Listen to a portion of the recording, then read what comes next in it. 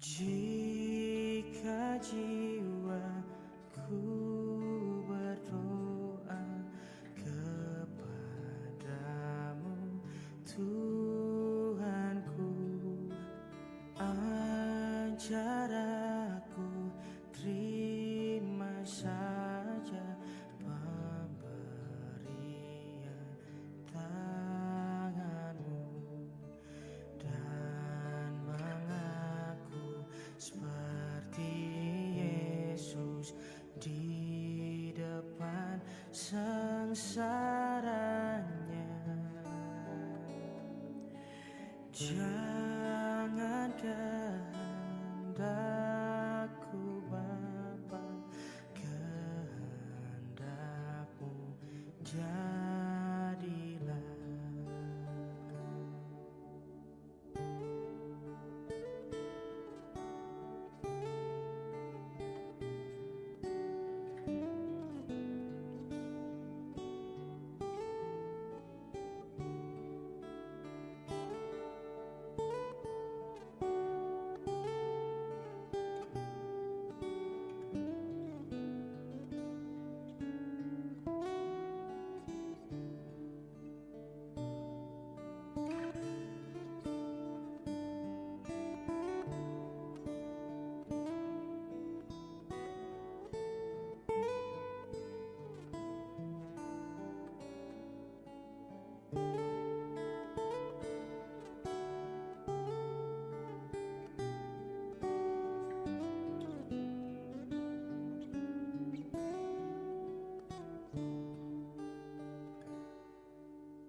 Apa juga yang kau timbang baik untuk hidupku, biar aku pun setuju dengan maksud hikmatmu, menghayati dan percaya walau hatiku lemah. Jangan kehendakku Bapa, kehendakmu jadilah.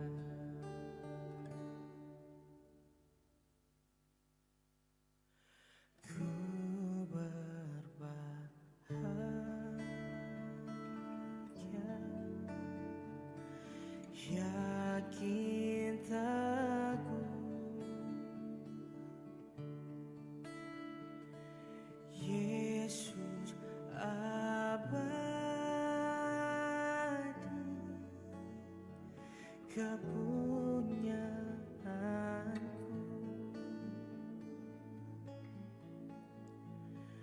Aku warisnya,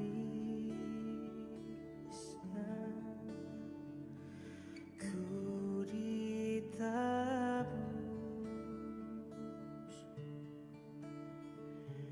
ciptaan baru,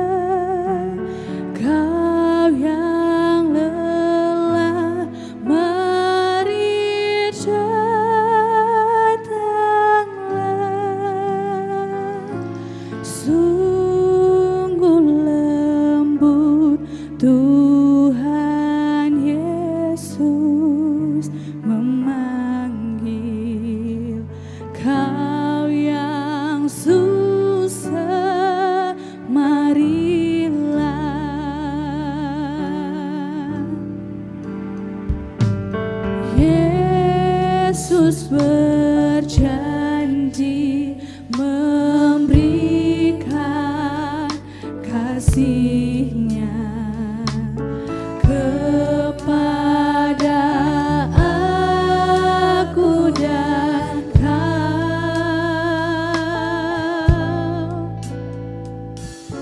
Ia mengampuni orang berdosa seperti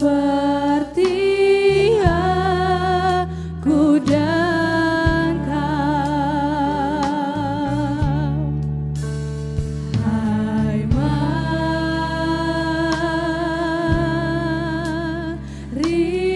datanglah,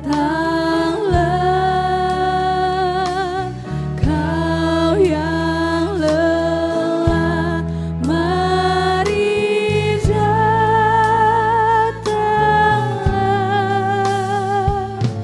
Sungguh lembut Tuhan Yesus memanggil kau yang susah, marilah.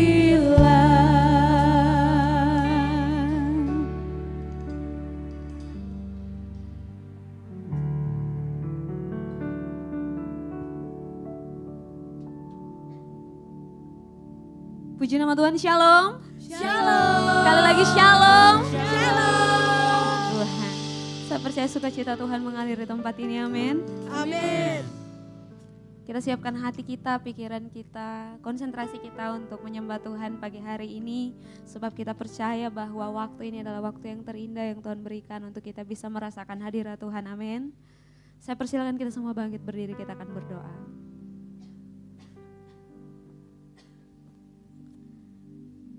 Tuhan Yesus, kami mengucap syukur buat kebaikan Tuhan yang tak habis-habisnya kami rasakan dalam hidup kami.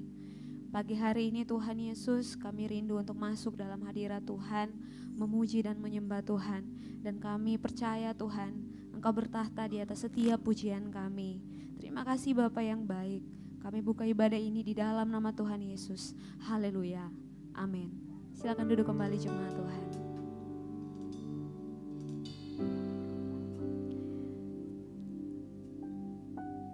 Dari Daud, pujilah Tuhan hai jiwaku, pujilah namanya yang kudus hai segenap batinku.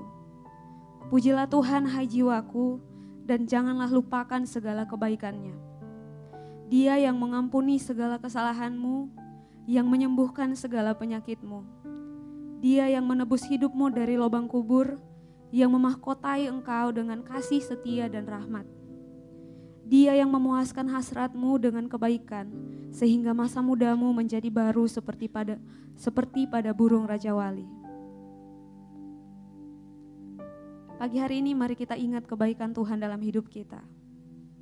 Sehingga kita bisa berkata, pujilah Tuhan hai jiwaku.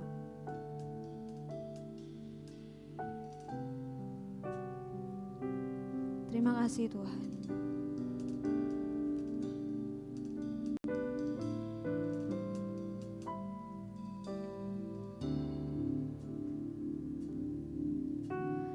Dalamnya kasih-Mu Bapa,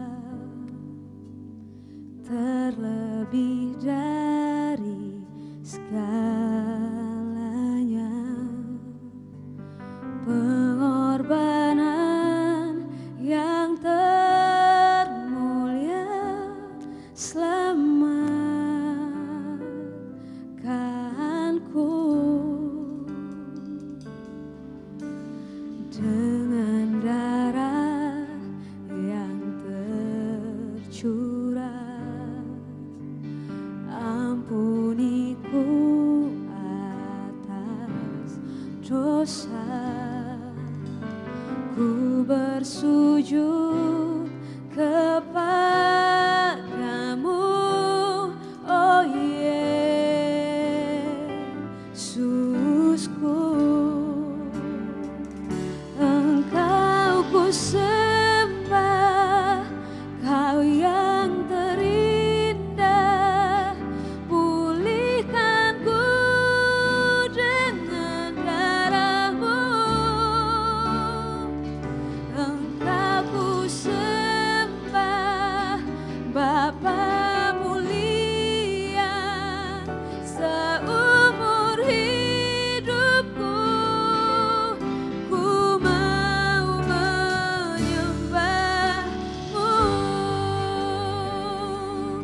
Mari berikan tepuk tangan buat Tuhan Yesus kita.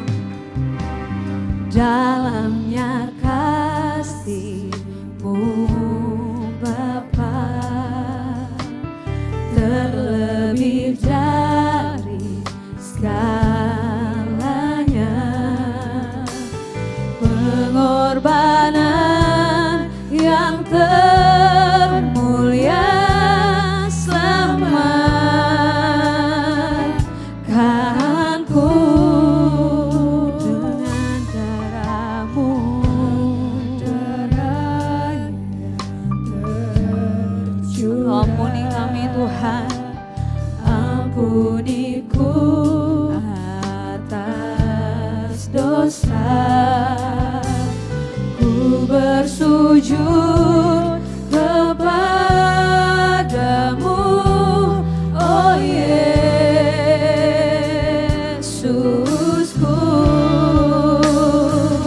Engkau ku sembah, Kau yang terindah.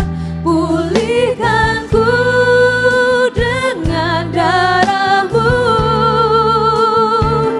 Engkau ku sembah, Bapa mulia.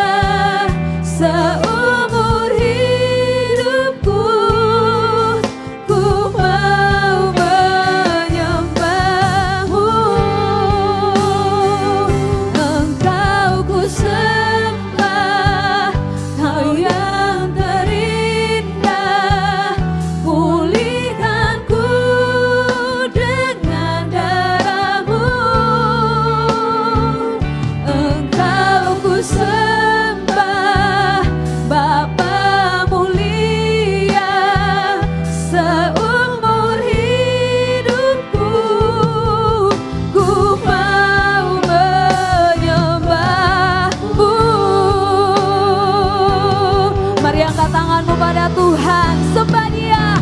Engkau ku sembah, Kau yang terindah. Pulihkanku dengan darah-Mu. Engkau ku sembah, Bapa mulia. Seumur hidupku ku mau menyembah-Mu. Engkau ku sembah, Kau yang terindah. Pulihkanku dengan darah-Mu. Engkau ku sembah, Bapa mulia. Seumur hidupku ku mau menyembah-Mu. Saya rindu jemaat Tuhan yang menyanyikan pujian ini dengan sungguh-sungguh. Engkau ku sembah,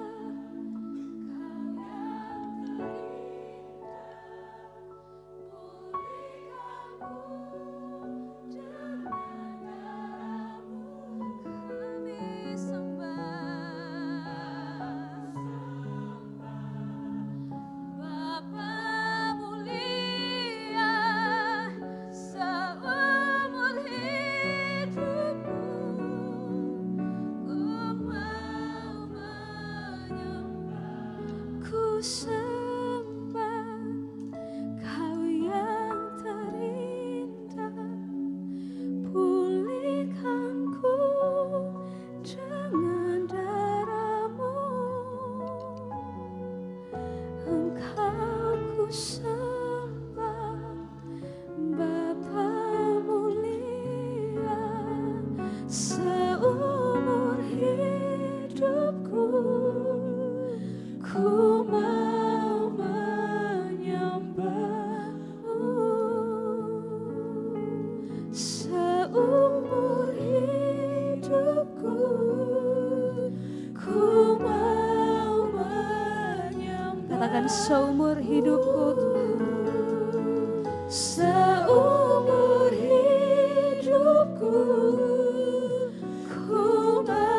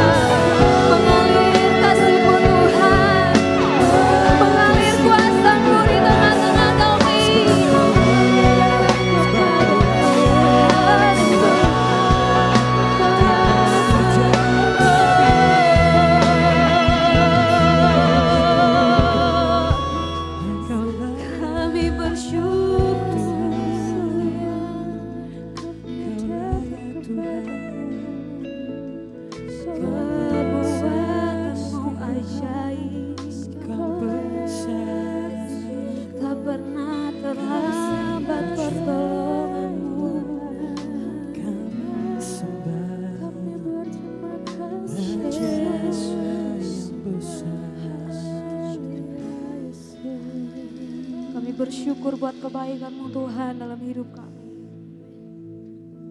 Tak henti-hentinya kami merasakan pertolongan Tuhan. Tuhan yang membuka jalan buat kami. Tuhan yang menguatkan kami. Tuhan yang memegang tangan kami. Tuhan yang menyelamatkan kami. Terima kasih Tuhan. Dengan apa kami balas kebaikan Tuhan dalam hidup kami. Kami berterima kasih Tuhan. Sungguh besar kemuliaan-Mu yang Engkau nyatakan dalam hidup kami Tuhan. Amin, amin, amin.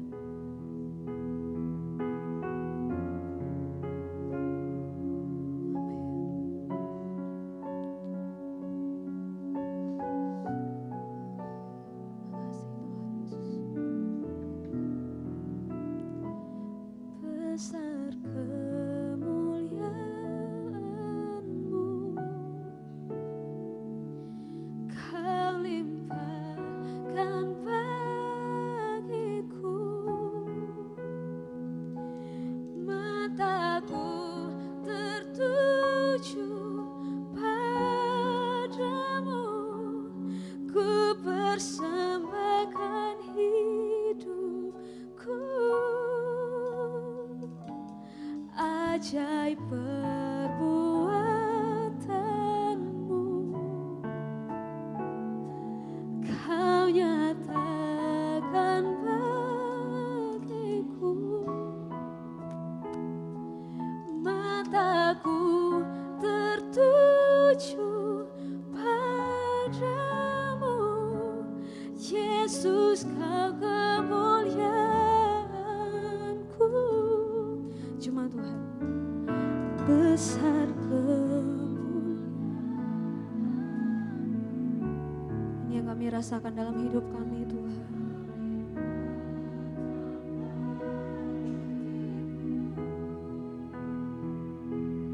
Mataku padamu. Amin. Ajaib Engkau Tuhan. Amin, amin, amin, amin.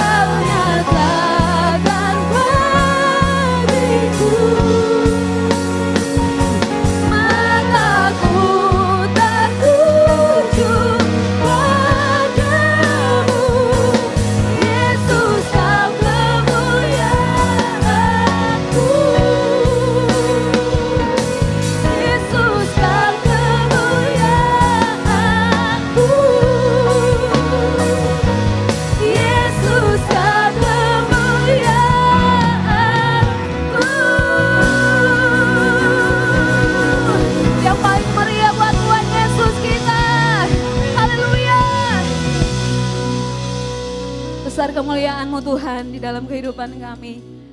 Hari ini kami mau memuji Engkau Tuhan, buat kebaikan Tuhan yang selalu kami rasakan dalam hidup kami. Di dalam nama Tuhan Yesus, jemaat Tuhan yang sudah siap memuji Tuhan, bertepuk tangan dan bernyanyi buat Tuhan. Sama-sama katakan, amin. Haleluya, shalom. Shalom. Shalom. Shalom. Melihat samping kiri kanannya, berikan senyum yang terbaik. Saya percaya kita semua alami kebaikan Tuhan dalam hidup kita, amin. Tuhan kita adalah Tuhan yang ajaib, amin. Amin. Amin. Mari berikan tepuk tangan yang meriah buat Tuhan kita. Haleluya.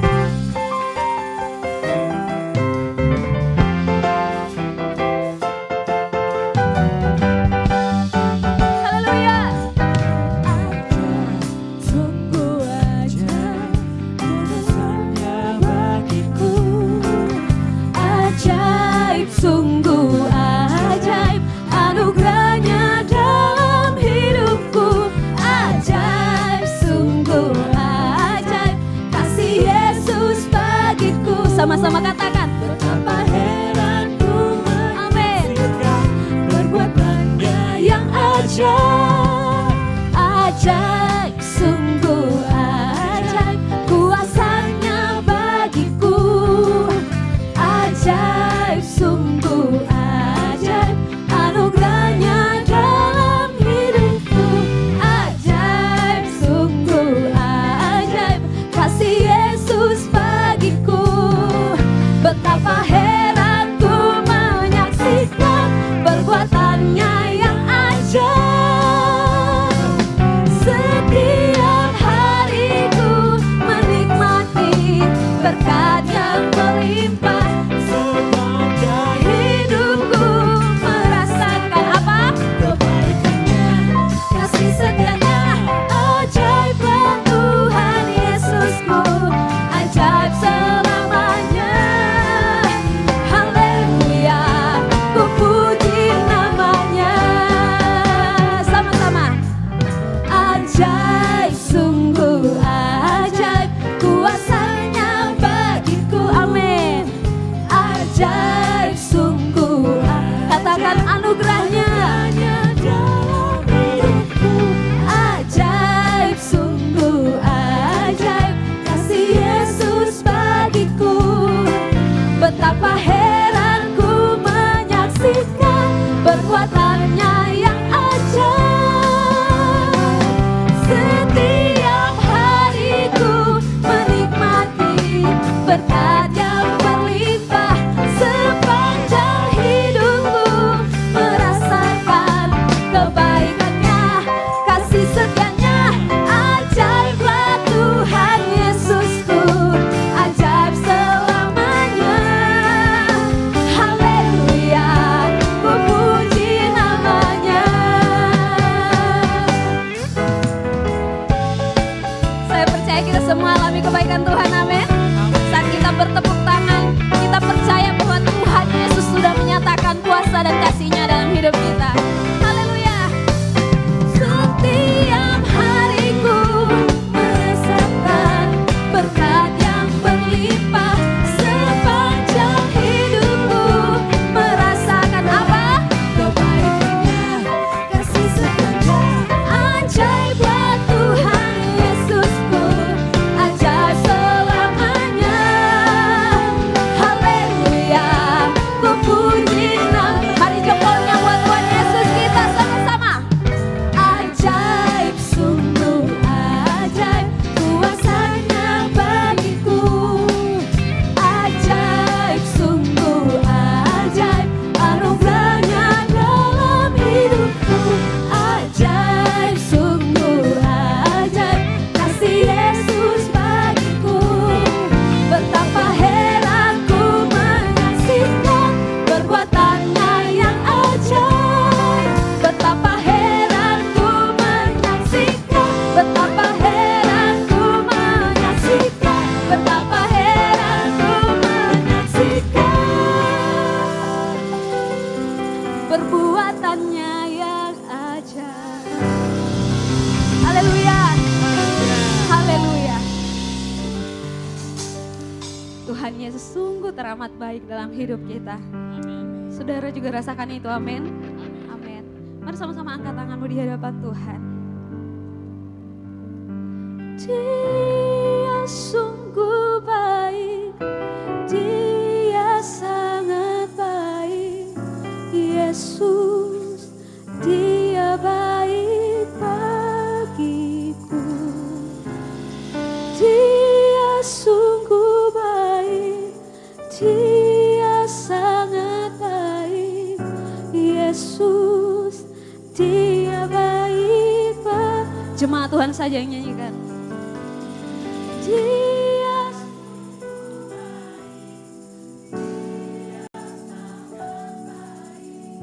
Yesus, Dia baik bagiku. Yesus, Dia baik bagiku. Berikan tepuk tangan yang meriah buat Tuhan kita. Haleluya.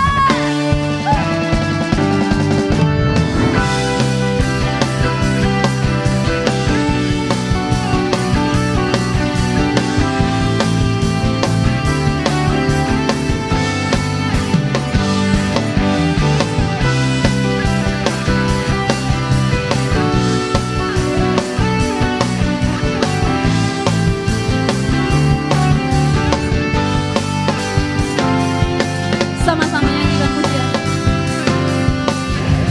Dia mati bagiku, Dia bangkit bagiku. Ya Tuhan, Allah penyelamatku. Kuasa maut dikalahkan, hidupku dipulihkan. Ya Tuhan, Allah penyelamat. Sama-sama katakan. Dia sungguh baik, Dia sangat baik. Yesus, Dia baik bagiku. Dia sungguh baik, Dia sangat baik. Yesus, Dia baik bagiku. Dia ada di dalamku, dan Dia bergerak di dalam hidupku. Dia ada di dalamku, bergerak di hidupku. Ya Tuhan, Allah kekuatanku. Dia penuhi hatiku dengan kuasa kasih-Nya. Ya Tuhan, Allah pemenang. Gebeo itu mana?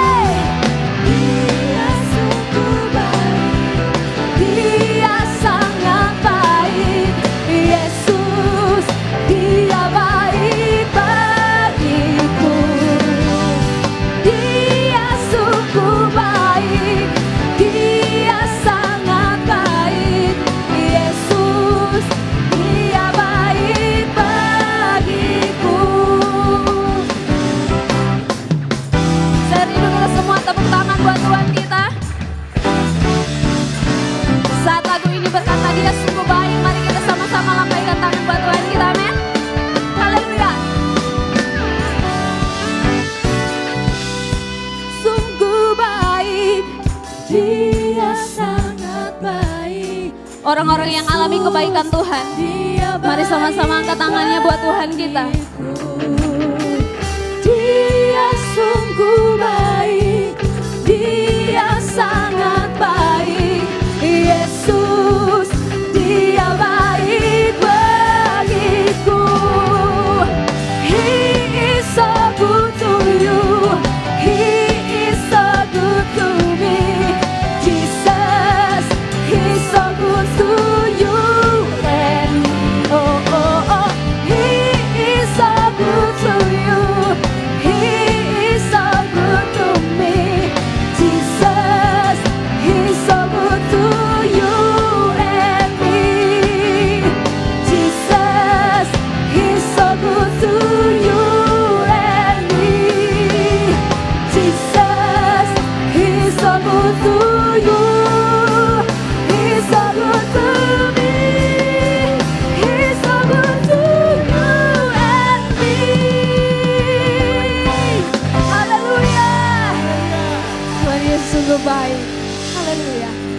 kembali jemaat Tuhan.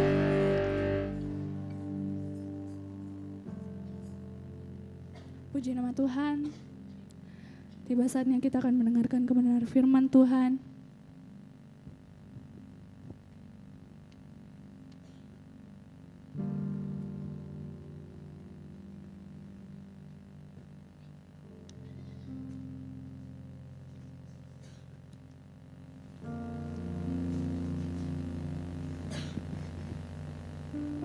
Bapak Ibu Saudara yang kasih dalam Tuhan Yesus Kristus, marilah kita ambil sikap, kita akan mendengarkan katekismus atau lewat kebenaran firman Allah. Demikianlah bunyinya. Apakah Alkitab benar-benar firman Allah? Apa buktinya? Ya, Alkitab adalah firman Allah. Beberapa alasan yang membuat kita percaya bahwa Alkitab adalah firman Allah. Alkitab menegaskan dirinya sebagai firman Allah. Dalam Perjanjian Lama ditemukan 3.808 kali kata Allah berfirman. Penulis Alkitab juga mengatakan bahwa firman Allah datang pada mereka dan Allah memerintahkan untuk menulis. Para penulis Perjanjian Baru percaya bahwa Perjanjian Lama adalah firman yang diilhamkan Allah. Para penulis Perjanjian Baru menghargai kitab-kitab yang mereka tulis sendiri, yaitu Perjanjian Baru sebagai kitab yang diilhamkan Allah sederajat dengan Perjanjian Lama. Bahkan Yesus Kristus sendiri menyaksikan bahwa Alkitab adalah ilham Allah yang beroritas. Matius 19 ayatnya 4 sampai ke 5. Demikianlah pembacaan kita, kiranya Tuhan Yesus memberkati kita. Amin.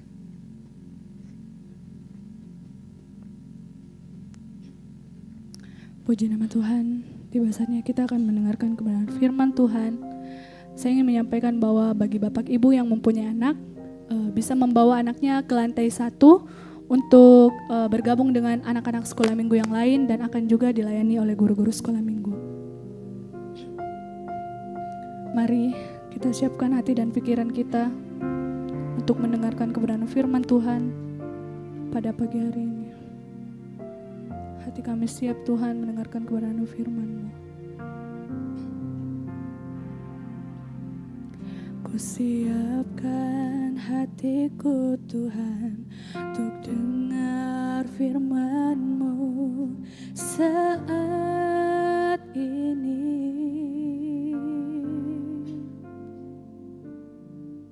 Ku sujud menyembah-Mu Tuhan, masuk hadirat-Mu saat ini.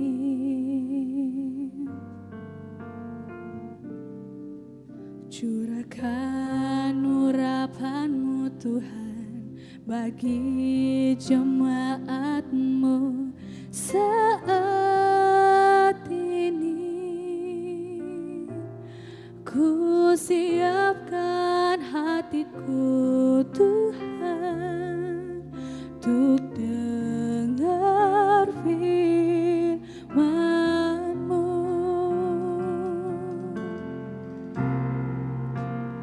Firman-Mu Tuhan tiada berubah.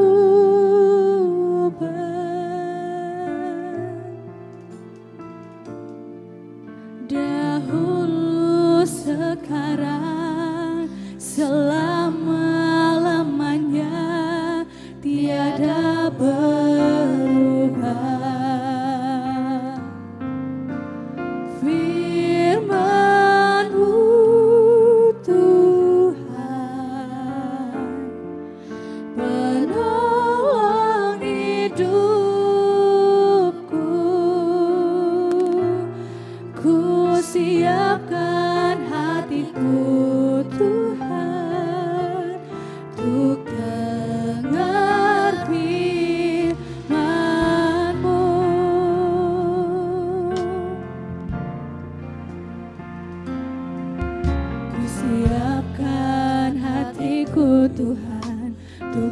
mendengar firman-Mu. Saat ini ku sujud Tuhan, ku sujud menyembah-Mu Tuhan, masuk hadirat-Mu saat ini. Curahkan Tuhan, curahkan urapan-Mu Tuhan bagi jemaat-Mu saat ini. Ku siapkan hatiku Tuhan untuk dengar firman-Mu, firman-Mu Tuhan, firman-Mu Tuhan. Tiada berubah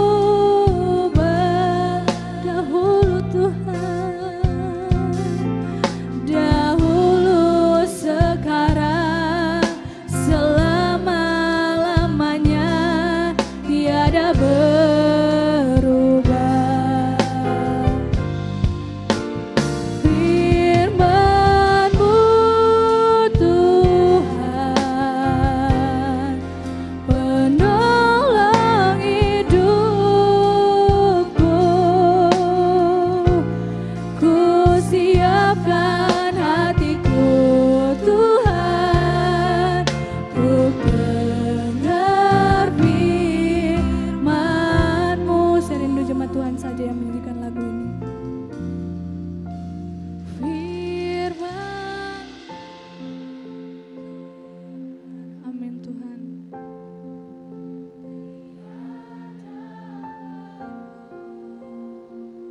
Dari dulu sampai sekarang Tuhan Kau tetap Allah kami. Dahulu sekarang selama-lamanya tiada berubah. Firman-Mu,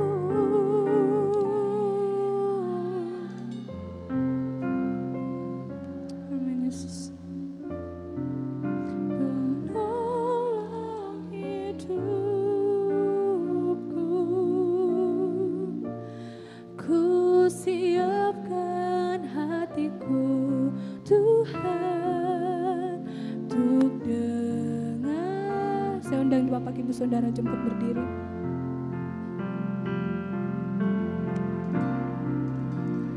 Firman-Mu Tuhan, tiada berubah dahulu Tuhan sampai selamanya, dahulu sekarang selama-lamanya tiada berubah. Firman-Mu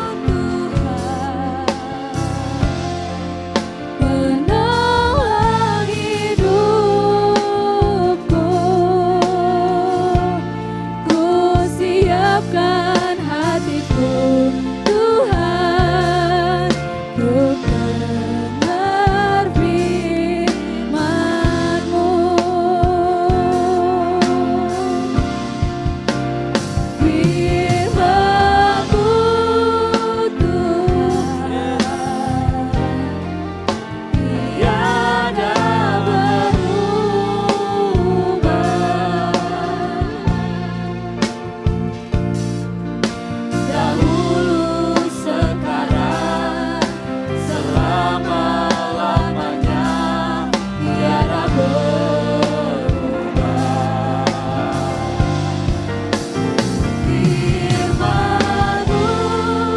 Tuhan, penolong hidupku. Amin. Ku siapkan hatiku, Tuhan, untuk dengar firman-Mu. Sama-sama katakan, siapkan hatiku. Ku siapkan hatiku, Tuhan, untuk dengar firman-Mu. Sekali lagi, sama-sama katakan, kami siapkan hati kami, Tuhan. Ku siapkan hatiku, Tuhan, untuk dengar firman-Mu. Kasih tepuk tangan yang meriah buat Tuhan Yesus. Kami siap mendengarkan firman Tuhan pagi hari ini karena kami rindu Engkau berbicara kepada kami pagi hari ini. Setiap kami Tuhan berbicaralah dan urapi setiap kami. Dan urapi juga hamba-Mu yang akan memberitakan firman Tuhan. Biar apa yang keluar dari mulut di hamba-Mu adalah isi hati-Mu. Jemaat-Mu yang mendengarkan Tuhan. Biar mereka berkonsentrasi ke depan. Biar mereka menerima sesuatu dari Tuhan. Kami mau buka telinga kami, pendengaran kami. Kami mau fokus ke depan. Di dalam nama Tuhan Yesus Kristus yang siap mendengarkan dan rindu mendengarkan firman Tuhan. Sama-sama katakan, amin. Silakan duduk. Baik, shalom. Luar biasa pagi hari ini ya. Saya melihat orang-orang Kristen yang tangguh pagi hari ini. Karena saya tahu bukan hal yang mudah datang ke tempat ini hujan-hujanan. Yang setuju katakan amin. Gitu ya, apalagi sudah persiapan, apalagi nggak usah gitulah. Bangun pagi kita tuh kalau sudah cuaca begini, itu magernya minta ampun. Betul apa betul? Gitu ya, jadi saya lihat orang-orang Kristen yang luar biasa, yang pantang menyerah. Coba lihat samping kiri kanannya bilang, kau pantang menyerah gitu ya, luar biasa. Kita beri apresiasi buat diri kita sendiri gitu. Kita kasih tepuk tangan buat nama Tuhan, haleluya. Baik, judul tema khotbah yang diberikan oleh Sinode GBI adalah berbicara tentang keselamatan kekal. Sama-sama katakan keselamatan kekal. Nah, mari kita buka pembacaan firman Tuhan kita dari Matius 19 ayat 16 sampai dengan 22. Kita buka sama-sama Matius 19 ayat 16 sampai dengan 22. Nah, kita akan membaca secara bergantian. Saya ayat yang genap, Bapak Saudara ayat yang ganjil. Nanti di ayat terakhir, di ayat 22 kita akan baca bersama-sama. Yang mengerti katakan amin. Saya jemput jemaat Tuhan bangkit berdiri. Kita akan membaca firman Tuhan dari Matius 19 ayat 16 sampai dengan 22 bercerita tentang orang muda yang kaya. Ayat 16, ada seorang datang kepada Yesus dan berkata, Guru, perbuatan baik apakah yang harus kuperbuat untuk memperoleh hidup yang kekal? 17.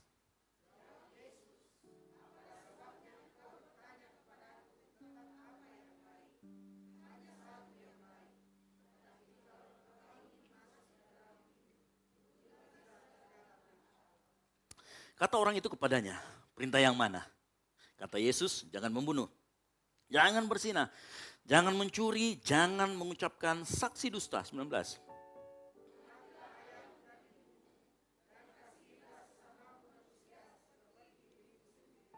Kata orang muda itu kepadanya, semuanya itu telah kuturuti.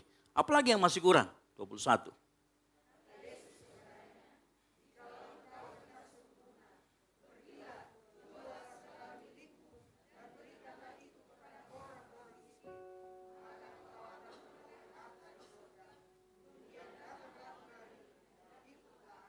Kita sama-sama baca bersama-sama 3, 2, 1.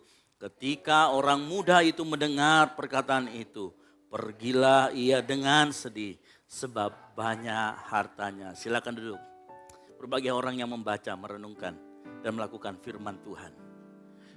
Nah, sebelum kita membahas mengenai kehidupan yang kekal, perlu saya ceritakan tentang apa yang barusan kita baca. Ya. Apa yang kita baca merupakan cerita yang sering kita dengar.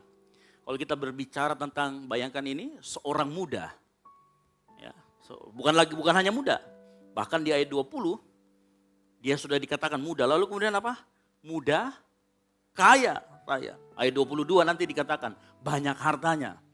Tapi kalau di bagian lain kita membaca, jadi cerita ini bukan hanya ada di kitab Matius, tapi ada juga di Lukas dan di Markus. Kalau kita nanti baca di Markus itu lebih mengherankan lagi. Dia ini seorang pemimpin. Bayangkan, muda, pemimpin, kaya raya, ganteng. Itu saya ya, enggak. Gitu ya, bukan ya. Jadi bayangkan, muda, kaya raya, ini kalau Bu Mary cari calon ya kayak gini harusnya ya. Pak Nana cari calon mantu ya, ini calon menantu idaman. Gitu ya. Ini idaman semua para wanita saya yakin. Dan dia laki-laki gitu ya. Muda, kaya raya, ganteng. Bukan hanya itu aja. Dia ini kalau dibilangi zaman sekarang ini aslinya orang saleh. Kenapa? Dia tidak ada melanggar satu kali pun. Pokoknya ini wes lah. Kalau dibilang kalau nongol ini di sini sudah jadi rebutan gitu ya. Terjadi perpecahan di gereja hanya berebut karena itu ya. Untung sudah ada yang punya saya gitu ya. Oh enggak ya. Ya, jadi kalau kita lihat baik-baik ini luar biasa. Seorang ini, orang muda yang kaya ini bukan hanya kaya, pemimpin, tetapi juga hidupnya saleh. Tetapi ternyata mau orang kaya, saya mau tanya, orang ini kurang apa? Enggak ada. Tapi satu, dia tetap dalam hati setiap manusia, dia akan selalu bertanya masalah mengenai yang namanya kekalan. Yang setuju katakan amin. Ya, setiap orang mau kaya, dia enggak kaya, mau jelek, ya. Mau keadaan ekonomi apapun, keadaan background apapun, keadaan sosial apapun, dia tetap akan bertanya sesuatu hal tentang kekekalan. Yang setuju katakan amin. Dan dia bertanya sama Yesus mengenai yang namanya keselamatan yang kekal. Itu juga pasti menjadi pertanyaan kita. Pertanyaan kita bagi setiap orang yang hadir pagi hari ini. Semua kita selalu akan bertanya. Karena kenapa? Berbicara tentang kekekalan, Tuhan memang memberikan itu di dalam hati kita. Untuk mencari tahu bagaimana itu tentang kekekalan. Ya. Jadi bukan hanya orang kaya Bapak Ibu Saudara sekalian. Orang miskin pun seperti kita-kita ini ya. Yang belum bisa leha-leha terus datang duitnya. Itu juga mempertanyakan kekekalan. Ya. Coba menanti lihat.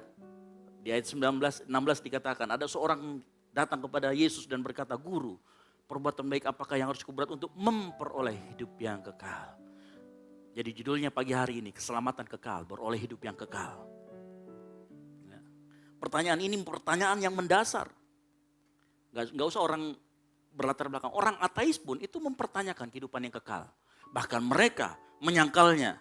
Nah sebelum saya bahas lebih lanjut mengenai keselamatan kekal, saya mau sedikit disclaim mengenai apa yang kita baca. Karena penting, ada banyak kesalahpahaman yang sering kita baca mengenai di Matius 19 ini. Ada beberapa kesalahpahaman dari yang kita baca. Yang pertama, orang banyak mengajarkan bahwa harta di bumi ini gak penting sama sekali. Makanya ada orang berbicara, uang itu bukan segala-galanya. Betul ya? Tapi dia lupa lanjutannya, segala-galanya butuh uang. Nah pertanyaannya adalah begini, kalau Yesus menyuruh seperti ini, apalagi apakah salah mengumpulkan harta di bumi? Bahkan Yesus pernah berkata, dia bilang begini, apalagi dalam firman Tuhan dia berkata di dalam Matius 6 ayat 19 sampai 20 dia kata gini, janganlah kamu mengumpulkan harta di bumi. Nah pertanyaannya adalah waktu kita membaca firman Tuhan ini, lalu kita ingat ayat yang ini, waduh, apakah firman Tuhan mengajarkan kepada kita ini anti kekayaan? Gitu ya. Nah kita perlu betul memahami dan betul-betul mengerti apa maksud ayat ini. Memang kalau kita lihat sekilas ayat yang kita di belakang saya ini, itu seolah-olah Tuhan Yesus itu anti kekayaan. Punya harta kekayaan suruh jual, bagikan. Terus ngikut dia yang notabene Yesus sendiri tidak punya harta. Sewaktu dia hidup pelayan di dunia ini, Yesus sama sekali tidak punya harta. Bukan orang kaya, ya, orang terkenal mungkin iya. Dicap sebagai pemberontak mungkin iya, tetapi dia sendiri bukan orang kaya. Dan banyak orang Kristen kemudian akhirnya terjebak dalam gaya hidup yang boros. Bahkan dia merasa bahwa kalau orang Kristen memiliki harta yang melimpah, dipandang keliru.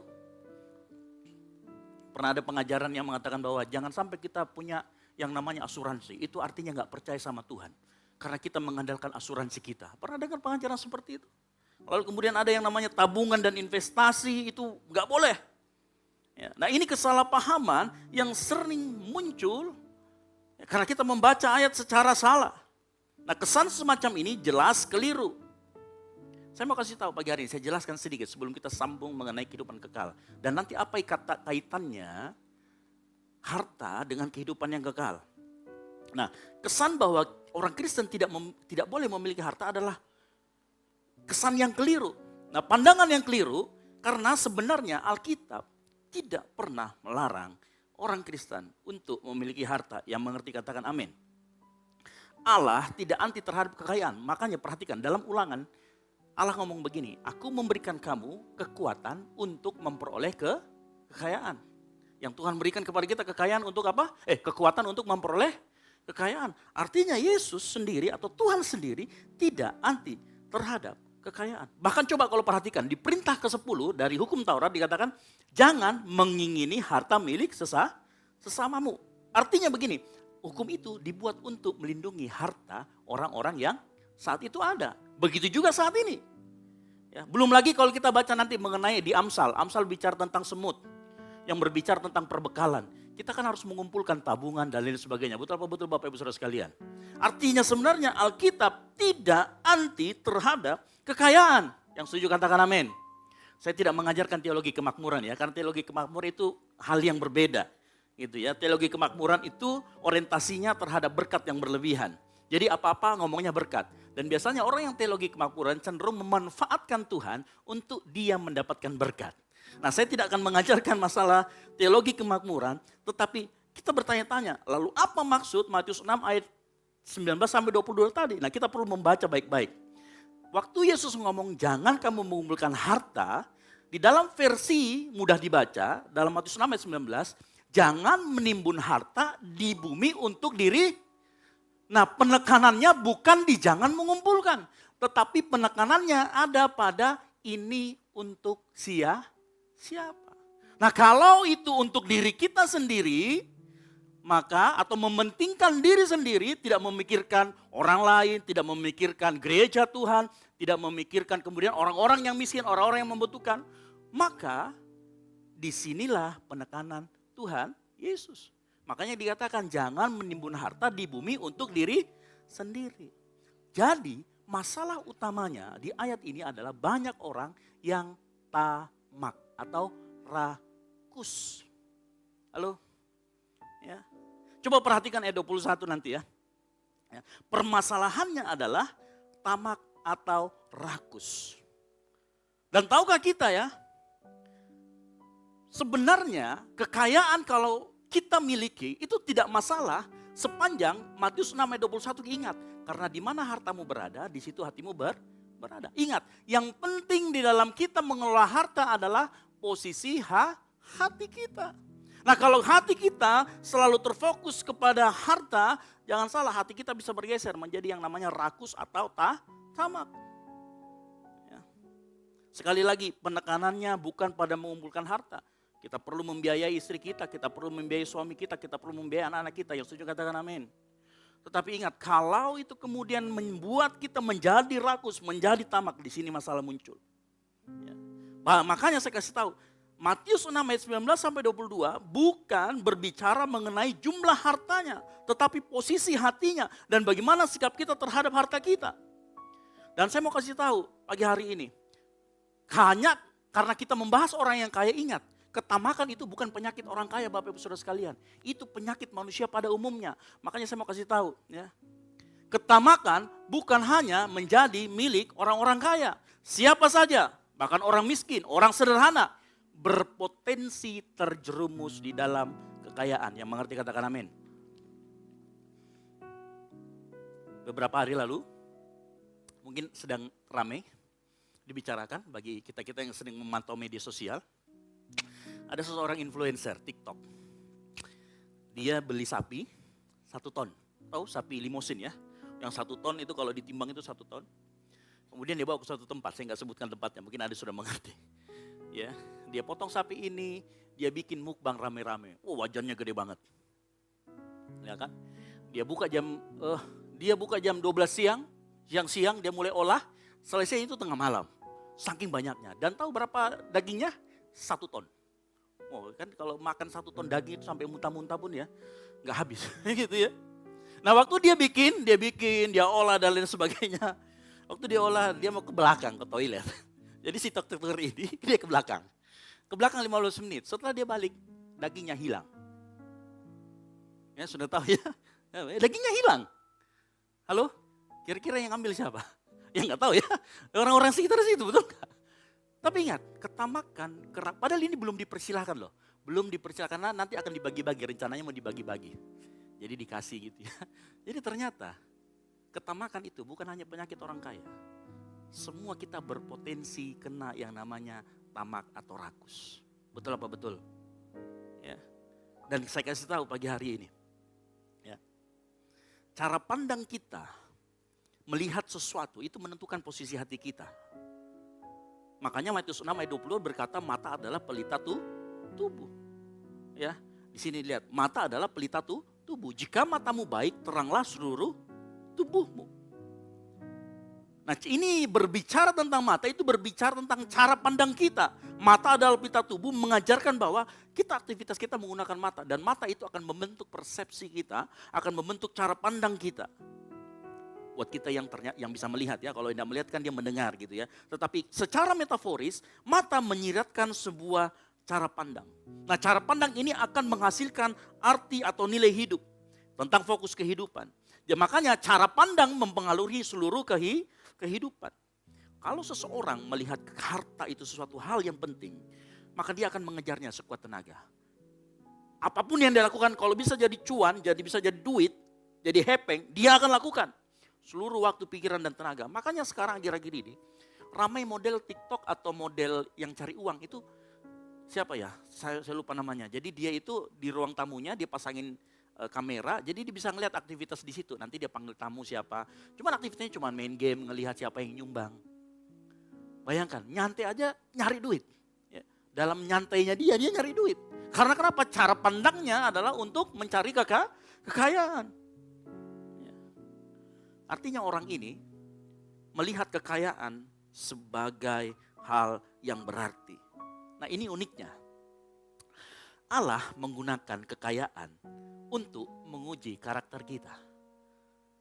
Sekali lagi saya katakan, Allah menggunakan kekayaan untuk menguji karakter kita. Menggunakan uang salah satunya. Kenapa? Karena kita nggak pernah lepas daripada yang namanya uang. Bohong kalau kita nggak butuh uang, betul apa betul? Tetapi dengan alat yang sama, Tuhan menguji karakter kita. Kita menghabiskan sebagian besar kita untuk mencari uang. Kita memikirkan apa yang kita pikirkan untuk mencari uang. Kita juga memikirkan bagaimana membelanjakan uang tersebut. Kita memikirkan bagaimana kita menginvestasikannya. Ya. Makanya Allah menggunakan uang itu untuk mengintrospeksi diri kita, untuk melihat kedalaman hati kita. Dan saya mau kasih tahu pagi hari ini, kita tidak dapat menjadi seorang Kristen yang dewasa tanpa menyelesaikan masalah uang atau harta dalam kehidupan kita. Yang mengerti katakan amin. Kenapa? Setiap hari nempel sama kita. Ya. Artinya gini, dalam hidup kita, apapun pasti masalahnya selalu terkait dengan uang. Ya. Coba aja lihat bapak-bapak, di atas tanggal 20, mukanya istri itu udah mulai agak cemberut. Betul apa betul Pak? Gitu ya. Sudah mulai cemberut, kenapa? Sudah mulai habis stok. Betul ya? Karena ujung-ujungnya adalah masalah stok uang. Pasti terkait dengan masalah uang. Anak sekolah itu, ibu-ibu kadang-kadang pulang anak sekolah itu takut sama anak sekolah. Kenapa? Kalau sudah bayar uang pangkal, bayar uang apa? Uang buku, LKS dan lain sebagainya, itu sudah menjadi ketakutan bagi ibu-ibu. Kenapa? Karena semua selalu terkait dengan uang. Dan perhatikan baik-baik. Setiap peningkatan berkat kita dalam masalah finansial sebenarnya juga membawa tanggung jawab yang lebih besar. Semakin kita memiliki banyak harta, sebenarnya Allah semakin menuntut pertanggungjawaban kita. Ngerti maksud saya? Contoh, inilah. Itulah kenapa Tuhan itu menggunakan istilah persepuluhan. 1/10. Tuhan gak kasih nominal. Waktu dia ngasih tahu, Alkitab mengajarkan tidak mengajarkan menggunakan nominal. 2 dinar, tidak. Untuk pemberian kepada Tuhan, dia selalu menggunakan kata 1/10, artinya proporsional. Proporsional itu begini, kalau gaji kita 1 juta, maka kita kasih 100.000 per 10-an. Kalau gaji kita 2 juta berarti 200.000. Itu namanya proporsional. Semakin besar berkat yang Tuhan beri secara finansial, maka semakin besar tanggung jawabnya. Bukankah suatu itu semakin besar, nominalnya juga semakin besar. Maka saat itu, karakter kita sedang diuji. Betul apa betul? Engkau boleh setia di 5 juta, tapi pertanyaan saya, setia nggak di 100 juta? Besar loh, 100 juta itu 10 juta loh. 5 juta cuma 500 ribu. Ditantang dengan nominal. Makanya Tuhan kasih yang namanya 1/10. Jadi saya mau kasih tahu pagi hari ini. Mungkin orang bilang, saya tidak mengajarkan ini menakut-nakuti jemaat ya. Tetapi saya mau kasih tahu bahwa jemaat di dalam berkat yang Tuhan kasih, selalu ada tanggung jawab kita di dalamnya. Untuk kita bisa membuktikan kesetiaan kita sama Tuhan. Untuk kita bisa mengajarkan kepada anak-anak cucu kita bahwa apa yang kita beri kepada Tuhan itu juga memagari kehidupan kita. Memagari dari apa? Dari yang namanya rakus dan tamak. Bukan memagari dari sakit penyakit, bukan. Memagari kita dari rasa tamak dan rakus.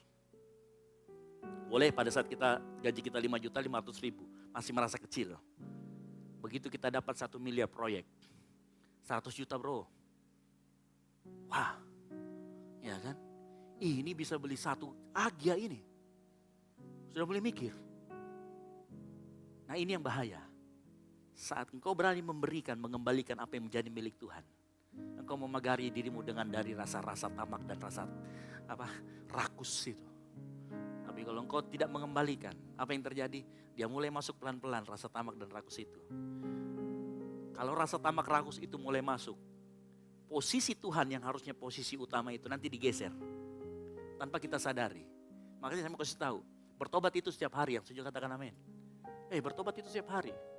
Mengerjakan keselamatan itu artinya bertobat setiap hari. Kenapa kita harus bertobat setiap hari? Karena setiap hari iblis itu tidak pernah tenang melihat kita hidup dalam kesalehan. Makanya dia akan coba-coba terus.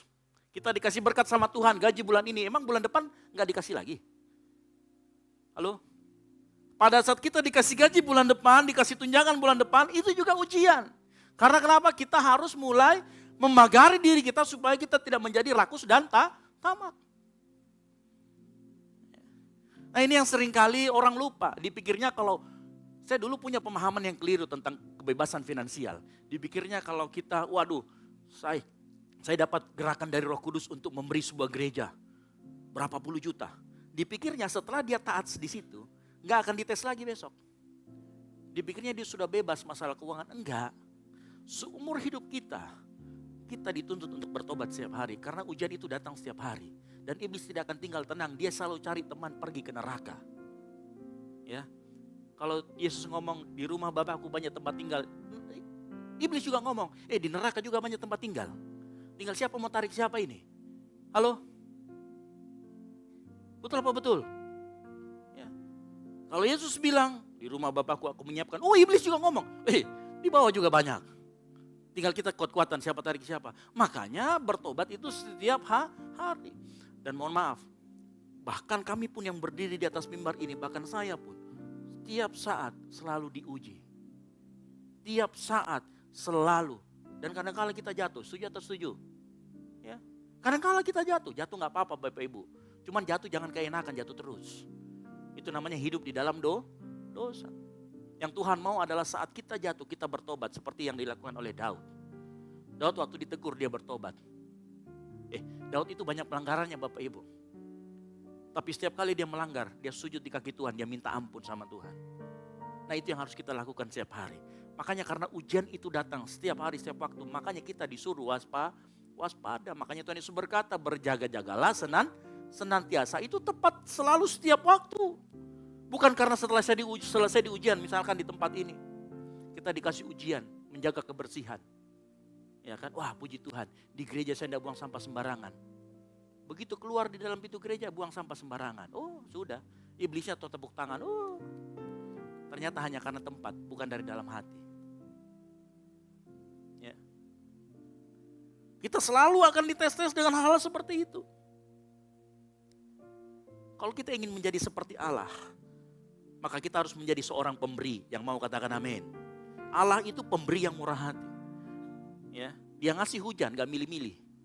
Oh karena ini orang Kristen apalagi GBU Kumene, kasih hujan sajalah, sudah kering-kering ini di tempatnya. Nanti yang di sebelahnya tidak usah kasih hujan, tidak ada begitu.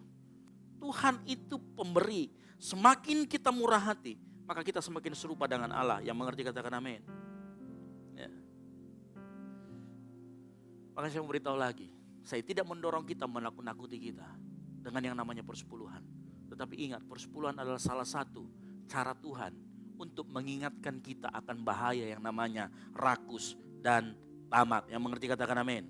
Nah, kita kembali lagi ke perikop ya. Orang muda yang kaya tadi ya. Nah, ada sebuah kata kunci untuk kita bisa mengerti kenapa cerita tentang orang muda yang kaya itu tidak happy ending. Happy ending itu, oh puji Tuhan, akhirnya saya mendapatkan kekayaan. Enggak. Dia kemudian pergi dan sedih. Karena apa? Banyak hartanya. Nah, ada beberapa yang kita bisa petik. Nah, kita coba perhatikan dalam Matius 19 ayat 21 dikatakan begini. Kata Yesus kepadanya, jikalau engkau hendak sempurna, pergilah, jualah segala milikmu dan berikanlah itu kepada orang-orang miskin. Nah, sampai di situ. Kalau kita mengerti, perhatikan kata jikalau engkau hendak sempurna. Nah, perhatikan apa yang Yesus sampaikan di ayat 18 sampai 19. Ya. Coba perhatikan. Kata orang itu kepadanya, perintah yang mana? Kan Yesus ngomong, kamu sudah melakukan perintah Tuhan belum? Jadi ceritanya orang ini nih, sedang ngetes Yesus. Yesus mencoba mengikuti permainannya. Terus Yesus ngomong, perintah yang mana? Yesus ngomong, kamu sudah ngikutin perintah Taurat belum? Orang muda itu berkata, perintah yang mana? Kata Yesus, jangan membunuh, jangan berzina, jangan mencuri, jangan mengucapkan saksi dusta, hormati ayah dan ibu, kasihilah manusia seperti dirimu sendiri. Coba kalau kita teliti dari 10 hukum Taurat, maka apa yang disebutkan Yesus itu hukum keberapa sampai keberapa? Ke-5 dan sampai ke-10. Betul? Ya. Yesus menyebutkan perintah ke-5 sampai dengan ke-10. Nah, kalau kita ingat, kalau kita teliti hukum Taurat, orang semua di sini mengerti hukum Taurat ada 10 ya, bukan 11. Ada 10. Nah, kalau 10 di dalam hukum Taurat ada 1 sampai dengan 4 itu mengatur hubungan dengan Tuhan, 5 sampai 10 mengatur hubungan dengan manusia. Nah, ternyata dia lupa. Ternyata orang muda yang kaya ini dia tidak melanggar hukum Taurat dengan sesamanya, tetapi dia melanggar hukum 1 sampai dengan yang keempat. Apa itu?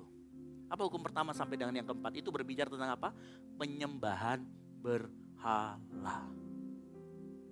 Jadi sebenarnya orang muda ini menggeser posisi utama yang harusnya ditempati Yesus, ditempati Allah Bapa di sana dengan yang namanya kekayaan. Makanya Yesus meminta sama orang muda ini, kalau kamu hendak sempurna, ya, jual harta milikmu dan mengikuti Yesus. Karena firman Tuhan berkata, tidak mungkin di dalam hati kita ada 2 Tuhan. Betul apa betul? Pasti hanya salah satunya. Di dalam Lukas 16 ayat 13 berkata, seorang hamba tidak dapat mengabdi kepada 2 Tuhan. Karena jika demikian ia akan membenci yang seorang dan mengasihi yang lain. Kita nggak bisa mengabdi kepada Allah dan Mammon. Mammon itu tidak harus selalu uang. Itu bisa apa saja. Ya, itu bisa apa saja. Abraham dites, dia sangat menginginkan keturunan, Tuhan berikan. Dan dites pakai yang namanya keturunan. Bapak ibu saudara sekalian, apa yang paling kita inginkan dalam hidup ini? Kekayaan, pangkat, jabatan. Hati-hati, itu bisa menggeser posisi Tuhan. Kalau Tuhan sudah berikan. Makanya saya katakan, kita harus bertobat setiap hari. Ya. Abraham pengen punya anak, berdoa, dikasih. Hati-hati, hati bisa bergeser. Sama yang terjadi dengan anak muda ini. Hukum ke-5 sampai ke-6 dilakukan, tapi hukum 1 di ke-4 dia gagal di sana. Tanpa sadar hatinya diperhamba oleh harta dan kekayaan. Hati-hati, firman Tuhan berkata dalam Yeremia 17 ayat 9 dikatakan begini. Hati manusia lebih licik daripada segala dan jahatnya tidak kepalang. Siapakah yang dapat memahaminya? Hati kita bisa bergeser loh. Betul apa betul? Hati kita tanpa kita sadar bisa bergeser. Saya kasih contoh. Gak usah begitu, saya kasih contoh para pelayan Tuhan di tempat ini. Ada para pelayan Tuhan yang sudah daftar. Kalau sudah daftar, dikasih kesempatan pelayanan, senangnya minta ampun. Tetapi begitu sekali, 2 kali, 3 kali. Apa yang terjadi? Mulai berkata, kayaknya B aja. Lalu kemudian yang dicari bukan lagi kesenangan Tuhan. Mulai malas. Kenapa? Hatinya sudah bergeser. Atau mungkin dari awal hatinya tidak pernah mau pelayanan. Hanya untuk tampil. Makanya di tempat ini tuh agak kebalik Bapak Saudara sekalian. Kalau sudah masuk pelayanan diwajibkan ikut kegiatan-kegiatan pemuritan.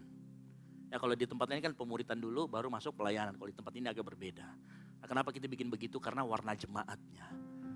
Ya, sekalian promo yang mau pelayanan silakan barcode di depan ya. Gitu ya. Sekali lagi, kadang kita seperti itu. Awal pelayanan semangat, tapi lama kelamaan mulai bosan. Kalau kita sudah mulai bosan itu kita harus cek hati kita. Cek kembali hati kita. Sebenarnya pelayanan itu buat apa dan untuk apa? Dan untuk siapa? Ya. Makanya setiap hari pelayan Tuhan saya ingatkan. Cek hati kita setiap hari. Oh kalau misalkan kita mau pelayanan lalu kita sudah mulai ogah-ogahan. Itu kita perlu cek hati kita loh. Itu sudah alarm. Itu sudah mulai alarm. Cek motivasi kita apa. Karena jangan sampai hati kan licik, dia bisa bergeser. Jangan sampai hati kita sudah bergeser dan kita tidak tahu. Gitu ya. Makanya saya ingatkan kepada pelayan Tuhan di tempat ini. Setiap kali engkau melayani Tuhan, bawa antusiasme, bawa kerinduan yang lebih melayani Tuhan melalui jemaat Tuhan yang hadir, yang mengerti katakan amin. Orang bisa mengerti kok. Saat engkau parkir motor, engkau menyambut orang dengan selamat datang, sini saya parkirkan motornya. Orang bisa mengerti kita antusias atau tidak. Orang bisa mengerti kita melakukannya dengan kerinduan atau tidak. Orang bisa mengerti saat kita menyanyi di depan, ekspresi kita diteriakin dari belakang kah atau karena kita punya kerinduan, orang bisa mengerti. Makanya kita yang melayani Tuhan, saya selalu bilang, cek selalu hati kita. Penuhi dengan kerinduan akan Tuhan. Supaya pelayanan kita kepada Tuhan melalui jemaat Tuhan di tempat ini, itu bisa dirasakan jemaat Tuhan. Nah kalau dirasakan oleh jemaat Tuhan, maka pelayanan kita akan memberi pelayanan yang memberi berkat buat banyak orang yang ngerti katakan amin. Tapi kalau kita melakukannya hanya karena rutinitas, hanya karena takut gak dapat jadwal lagi, ya, lihat, nah, saya ingatkan, itu hati kita sudah bergeser. Mungkin bukan harta, mungkin diri kita, ego kita yang menjadi tahtanya di sana lagi. Dan ini rawan sekali bergeser. Ya. Saya ingatkan kembali, bukan hanya itu. Dalam setiap apa yang kita minta sama Tuhan, kita minta mungkin keturunan, kita minta yang lain, kita minta berkat Tuhan, kita minta kesembuhan. Kesembuhan pun bisa menjadi berhala Bapak Ibu Saudara sekalian. Ya. Siapa bilang kalau kita sudah disembuhkan, ditumpangin tangan, kemudian sembuh, puji Tuhan, lalu kemudian stroke, ditumpang tangan, sembuh. Lalu kemudian kita tidak menjaga kesehatan kita tidak menjaga makan kita, kira-kira stroke lagi enggak? Stroke lagi. Ya, kadang-kala penyakit itu Tuhan ingatkan kita supaya kita menjaga pola hidup kita. Supaya kita jaga hati kita. Biasanya kalau orang sakit penyakit dengan masalah makanan itu berhalanya mungkin makanan ya. Saya juga punya potensi saya untuk seperti itu besar sekali. Boleh tanya sama istri saya. Oh kalau saya ketemu sama samcan babi, susah dikontrol. Gitu. Itu juga. Makanya setiap hari jangan salah. Yang bicara pun di sini juga tertegur. Gitu ya. Apalagi dapat tempat yang enak kemarin. Di belakangnya Alto. Wah tuh. Ya. Sudah 2 minggu berturut-turut kami ke sana sama istri. Gitu ya. Sorry gak ngajak-ngajak. Itu juga bisa menjadi. Saya juga gitu ya. Lalu saya bilang sama istri saya ini hampir tiap hari makan itu. Kayak bau babi juga lama-lama ya gitu. Itu hati kita juga bisa bergeser. Gitu ya. Bertobat tiap hari gitu. Nah, saya mau beritahu hal yang kedua. Hal yang pertama, hati kita bisa bergeser. Hal yang kedua, sekalipun perbuatan itu terlihat seperti benar, tetapi tanpa motivasi yang benar, maka itu tidak berkenan di hadapan Tuhan. Yang setuju katakan amin. Nah perhatikan begini, saya jelaskan. Di dalam Matius 19 ayat 21 dikatakan begini, Yesus berkata kepadanya, jikalau engkau hendak sempurna, jualah segala milikmu dan berikanlah kepada orang-orang miskin. Ya. Nah, saya mundur lagi, saya mau kasih tahu. Menjual kepada orang miskin itu dari hukum ke-10, 10 hukum perintah Allah, dia masuk yang pertama keempat atau secara perbuatan ya, bukan secara motivasi, atau 5 sampai 10. Menjual dan memberikan kepada orang miskin itu kasihilah sesamamu. Sebenarnya kalau kita mau mundur ke belakang, waktu ayat 20 dia berkata, semuanya telah kuturuti. Apa itu semuanya? Mundur lagi ke sebelumnya. Kasihilah sesamamu manusia dan lain sebagainya.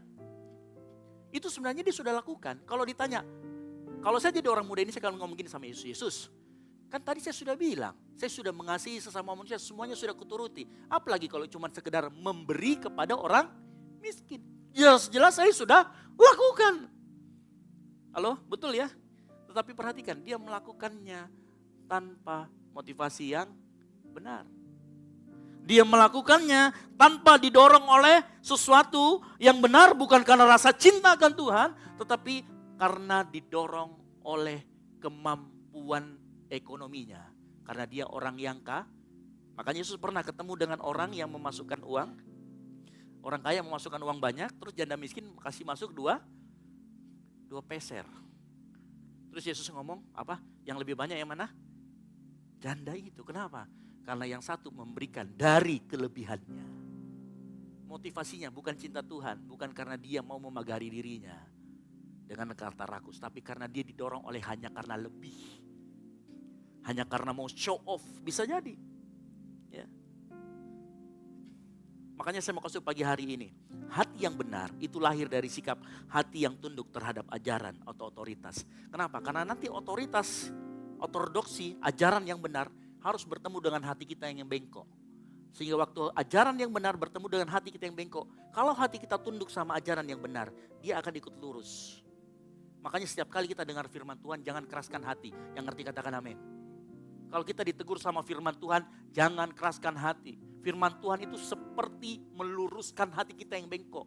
Dia kayak membasuh hati kita, supaya keluar kita dari tempat ini kita ditegur lagi. Mungkin bilang, Pak, tapi kan ini cuma 2 jam. Iya, makanya ada Roh Kudus dalam hati kita masing-masing. Supaya Tuhan ingatkan, setiap kali kita dengar firman Tuhan, setiap kali hati kita mau bergeser lagi, Roh Kudus ingatkan akan firman Tuhan yang kita dengar pagi hari ini. Yang ngerti katakan amin. Nah, itu pentingnya kita dengarkan firman Tuhan. Ya. Apalagi gini ya, kadang-kadang kita ini orang karismatik lebih cenderung suka begini. Yang penting kan kita melakukan kasih, yang penting kan kita menjadi pelaku. Tetapi kalau pelaku tetapi tidak dibarengi dengan sikap hati atau motivasi yang benar, itu juga salah. Halo? Mungkin dalam pertumbuhannya boleh, tetapi kemudian dalam pertumbuhannya harusnya hati itu tunduk kepada ajaran ortodoksi yang benar, sehingga hati kita bisa menjadi lurus. Yang mengerti katakan amin. Ya, motivasi hati menjadi penting di hadapan Tuhan. Berikutnya, ini yang paling Tuhan inginkan dalam kehidupan kita. Dan ini berkaitan dengan kehidupan kekal. Matius 19 ayat 21. Setelah dikatakan, jikalau engkau hendak sempurna, pergilah jualah segala milikmu dan berikanlah kepada orang miskin. Tuhan Yesus menegur posisi hatinya. Yang ketiga, dia berkata, datanglah kemari dan ikutlah aku. Coba perhatikan yang saya highlight di sini. Datanglah kemari dan ikutlah aku. Yang Tuhan inginkan dari kita adalah hubungan yang dekat kita dengan Dia. Karena masalah keselamatan kekal itu bukan berbicara tentang kita masuk surga atau masuk neraka. Yang mengerti katakan amin. Yesus mati di kayu salib. Allah yang menjadi manusia itu, di dalam natur pribadi Allah ada 2 hakikat. Dia memperdamaikan apa yang ilahi dan apa yang manusia. Sehingga kita bisa menyebut Allah itu dengan sebutan yang paling dekat, yaitu Aba, Bapa.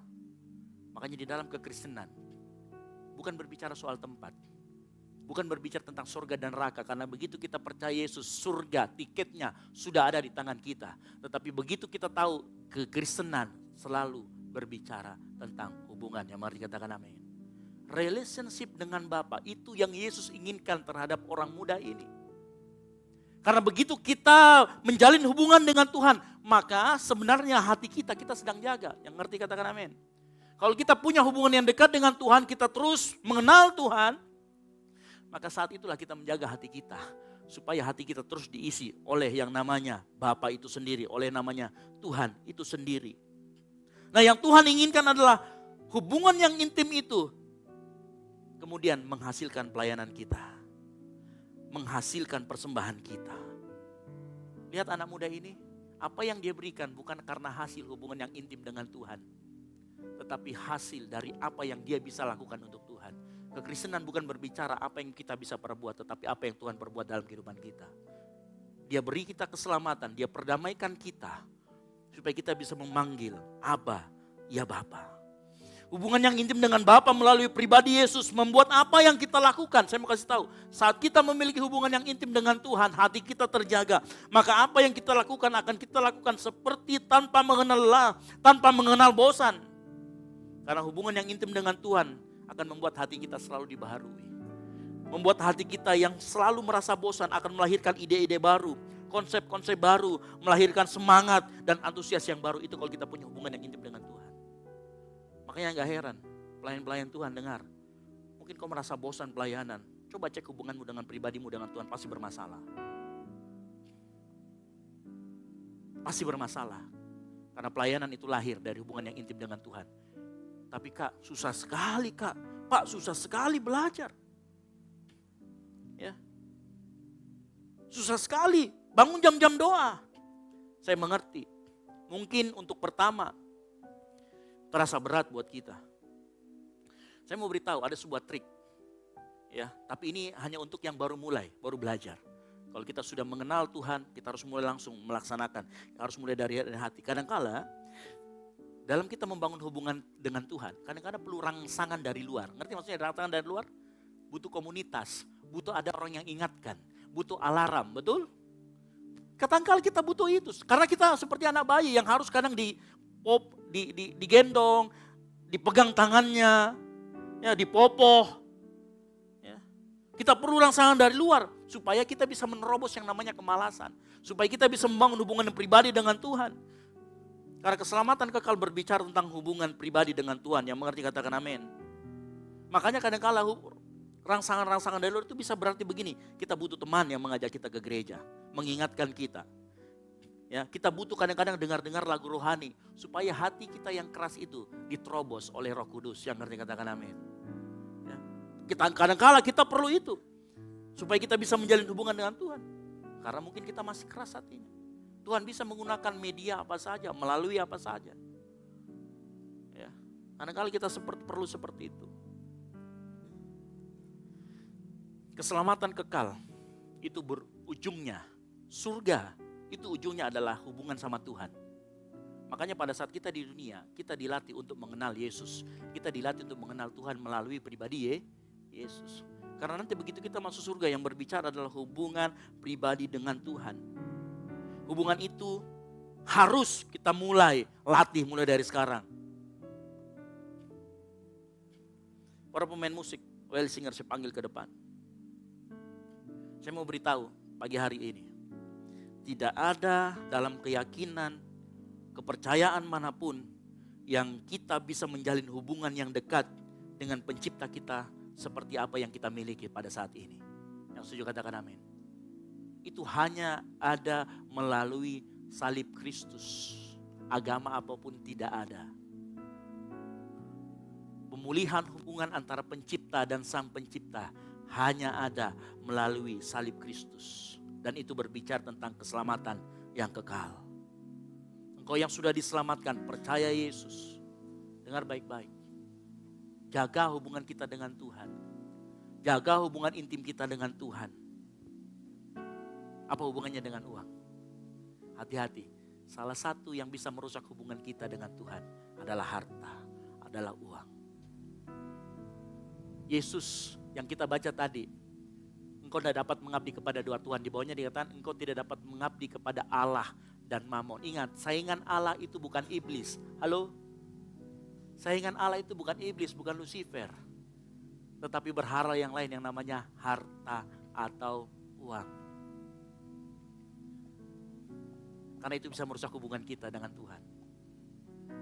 Makanya Tuhan kasih mungkin terlihat buat kita seperti takut menakut-nakuti, seperti kemudian kita mau mencoba mendorong orang memberi persepuluhan. Enggak. Tuhan kasih persepuluhan kita untuk kita lakukan. Itu untuk memproteksi kita dari yang namanya kerakusan, ketamakan. Karena Tuhan tahu rakus dan tamak itu bisa merusak hubungan kita sama Tuhan. Bukan hanya itu, hubungan kita dengan sesama kita pun bisa rusak kalau kita rakus dan tamak. Tutup Alkitabmu, kita bangkit berdiri.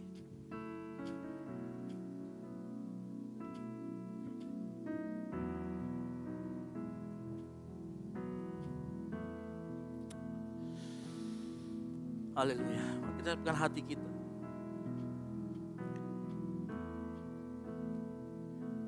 Yesus, Kau kebenaran yang menyelamatkanku. Kau memberikanku hidup dan pengharapan.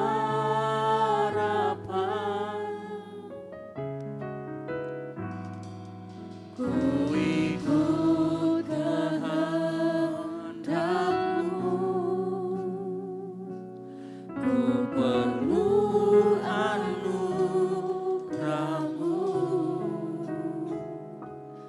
ku nyatakan janji-Mu kepadamu. Mari angkat tanganmu sambil nyanyikan. Ku hidup, Amin. ku hidup bagimu, hatiku tetap menyembahmu. Dunia tak bisa menjauhkanku dari kasih-Mu.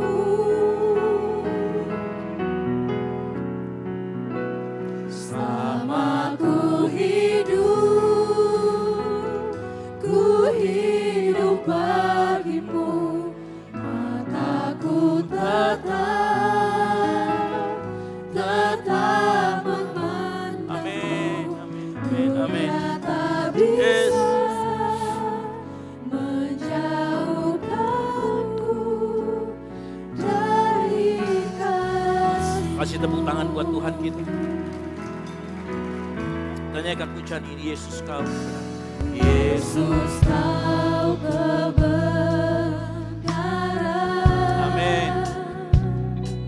yang menyelamatkanku.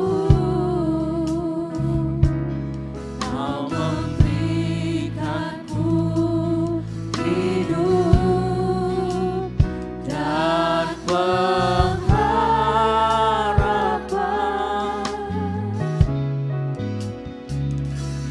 Ku ikut kehendak-Mu, Katakan kami perlu. Yes. anugerah-Mu. Kami nyatakan.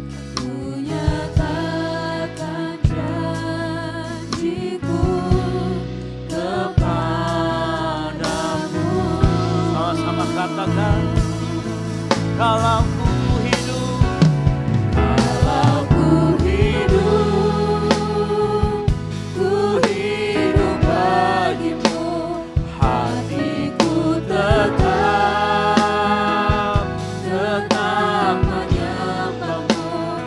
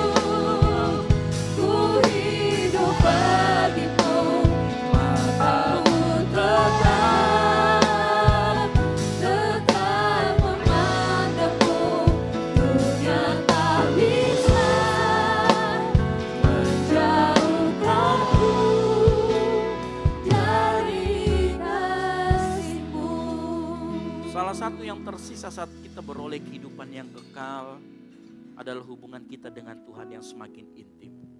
Oleh karena itu Tuhan masih memberikan kita kehidupan untuk kita mulai belajar membangun keintiman kita dengan Tuhan. Di tempat ini, di bumi yang kita pijak ini, Tuhan mau dari saat ini kita melatih hubungan kita dengan Tuhan. Tapi Tuhan juga tahu ada banyak hal yang bisa merusak hubungan kita dengan Tuhan. Salah satu tadi yang kita pelajari, itu bisa harta kita, bisa uang kita. Dengan cara apa? Dia geser posisi kita, hati kita. Kita kesibukan mencari uang, sibuk mencari harta untuk diri sendiri. Makanya kan kita gak ngerti, Tuhan kasih kita beberapa peraturan, persepuluhan dan lain sebagainya. Sebenarnya dia kasih karena dia kasih sama kita. Dia sayang sama kita, supaya dia bisa memagari kita dari yang namanya rakus, tamak, dan menggeser posisi hati Tuhan sebagai yang utama dalam kehidupan kita. Pagi hari ini Tuhan gak minta kita semua mati untuk Dia di tempat ini. Tuhan minta buat kita hidup. Hidup untuk Tuhan, hidup bagi Tuhan, dan hidup oleh Tuhan. Pagi hari ini kita mau melakukan komitmen ulang kita di hadapan Tuhan. Mungkin kita boleh cek hati kita masing-masing. Mungkin ada yang membuat secara kita tidak sadar hati kita bergeser dari Tuhan. Tuhan bukan lagi menempati posisi utama dalam hati kita. Kita geser dengan hal-hal yang fana.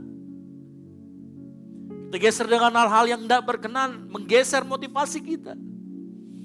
Itulah kenapa kadang kita melayani Tuhan dengan letih lesu. Seperti tidak punya motivasi.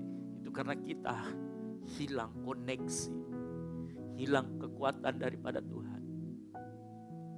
Pagi hari ini, ayo mari kita mulai step by step lagi. Mungkin kau butuh rangsangan dari luar, mungkin kau butuh komunitas, mungkin kau butuh orang yang mengingatkan selalu. Tempat ini, mari kita membuat komitmen ulang di hadapan Tuhan. Kita mau mendeklarasikan, kalau kami hidup bagimu. Mari sambil angkat kedua tanganmu. Kalau biar jemaat Tuhan saja nyanyikan pujian ini. Amin.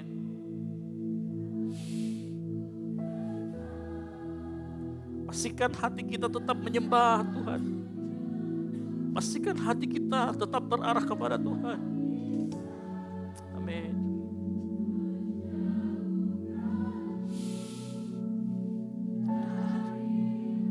Anugerah-Mu Tuhan, anugerah-Mu. Selama ku hidup,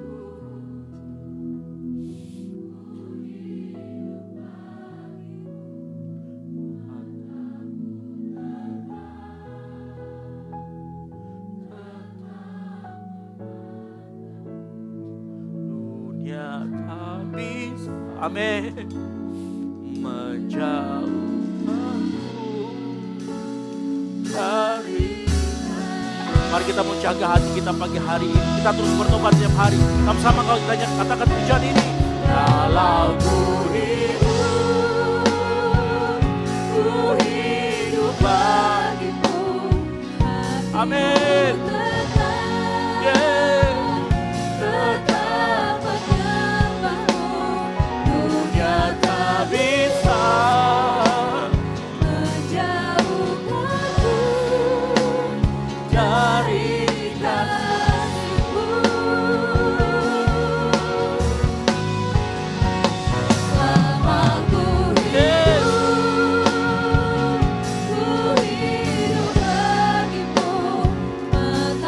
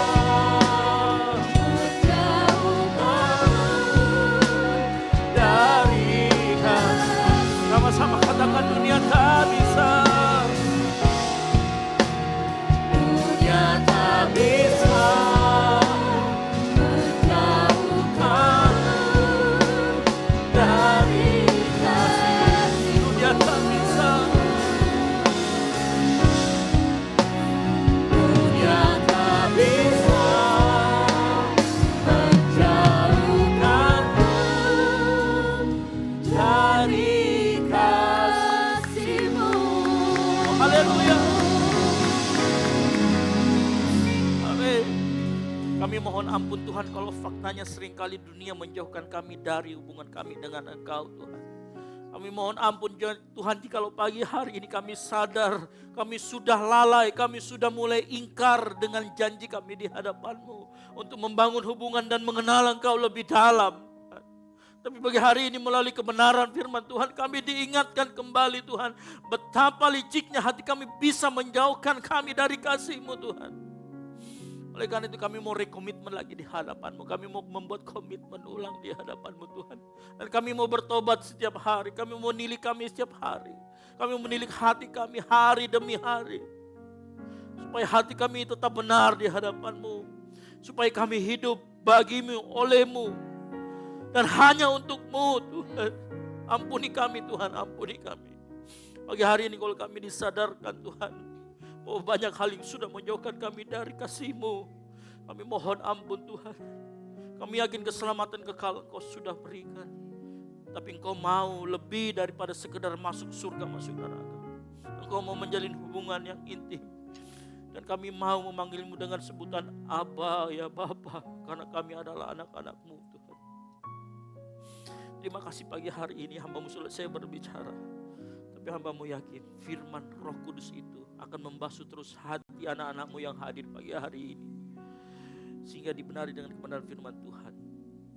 Kami serahkan di dalam nama Tuhan Yesus Kristus yang diberkati dengan firman Tuhan. Sama-sama katakan amin.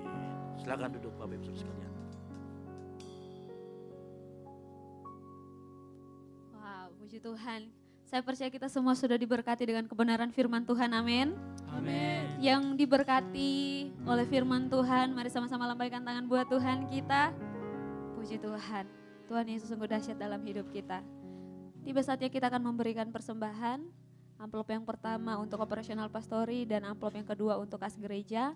Untuk amplopnya ada di depan, di kantong kursi di hadapan Bapak Ibu Jemaat Tuhan. Nanti persembahannya akan diberikan dari sebelah kiri, bagian tengah dan sebelah kanan saya. Sebelumnya mari kita angkat amplop persembahan kita dan kita berdoa. Kami mengucap syukur Tuhan buat kebenaran firman yang sudah ditaburkan bagi kami semua pagi hari ini. Dan Tuhan Yesus memberkati hamba-Mu yang telah menyampaikannya bagi kami Tuhan pagi hari ini. Kak Esra Tuhan, biar Engkau berkati dan biar terus mengalir urapan yang baru daripada Tuhan. Sehingga Tuhan Kau bukakan setiap rahasia firman Tuhan bagi hamba-Mu Tuhan Yesus. Sehingga setiap kata dan kalimat yang keluar itu benar-benar berasal daripada Tuhan. Menjadi Tuhan Yesus kekuatan bagi jemaat Tuhan di tempat ini. Teguran buat kami. Menjadi berkat buat kami semua Tuhan yang hadir bagi di jemaat GBI Oikumene ini Tuhan. Saat ini juga Tuhan kami rindu untuk memberikan persembahan kami karena Tuhan sudah baik bagi kami Tuhan. Kami rindu Tuhan untuk memberikan persembahan kami. Biarlah persembahan yang kami berikan ini berkenan kepada Tuhan dan berguna bagi pelayanan Tuhan di tempat ini. Terima kasih Bapa yang baik, di dalam nama Tuhan Yesus kami mau memberi dengan sukacita. Haleluya. Amin. Selamat memberi, Tuhan Yesus memberkati.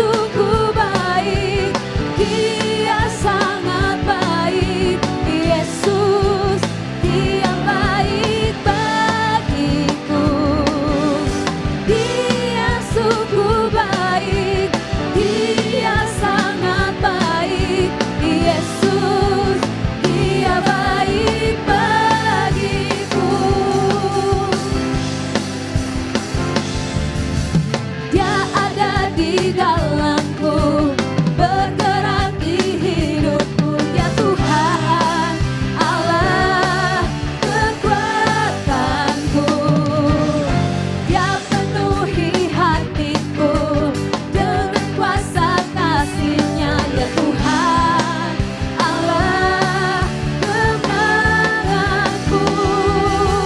Dia sungguh baik, Dia sangat baik. Yesus, Dia baik bagiku.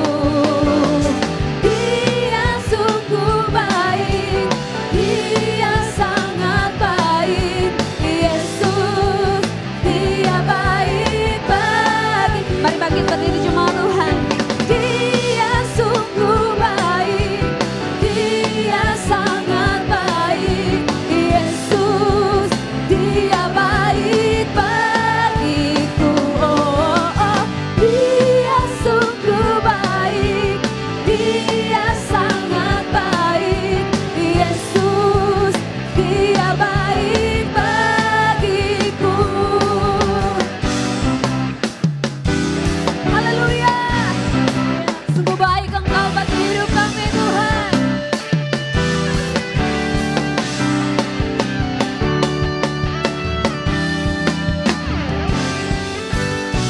Dia sungguh baik, Dia sangat baik. Yesus, Dia baik bagiku. Dia sungguh baik, Dia sangat baik. Yesus, amin. Dia baik bagiku. He is so good to you. He is so good to me. Jesus, He's so good to you and me. He is so good to you. He is so good to me. Jesus, He's so good to you and me. Jesus, He's so good to you and me. Jesus, He's so good to you. He's so good to me. He's so good to you and me. Haleluya. Tuhan baik bagi saudara dan saya. Silakan duduk jemaat Tuhan. Tuhan memberkati setiap persembahan kita. Tiba saatnya kita akan mendengarkan informasi mengenai kegiatan gereja selama sepekan. Saya persilakan kepada teman-teman multimedia.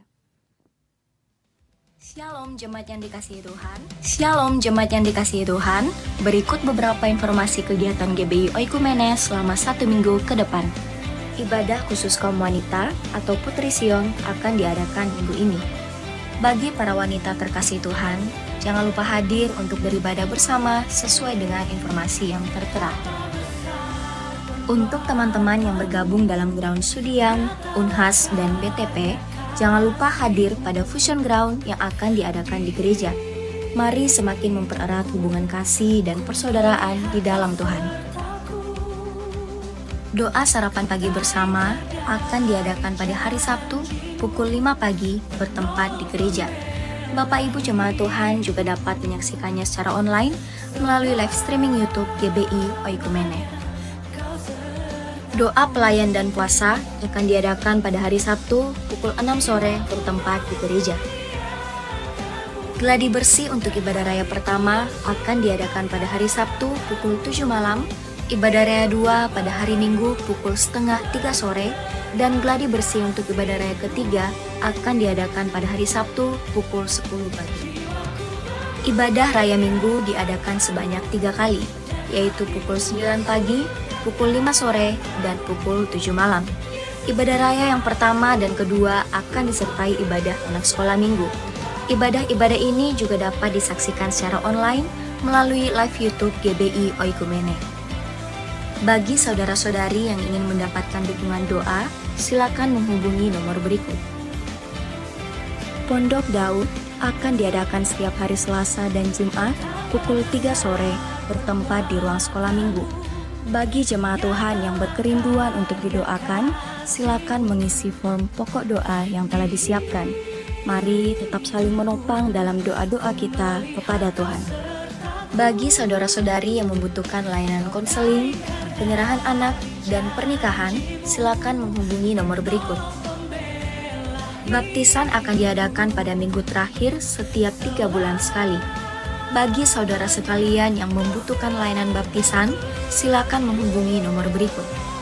Persembahan persepuluhan dan persembahan lainnya dapat ditransfer melalui rekening BCA dengan nomor 7993 111 777 atas nama GBI Oikumene.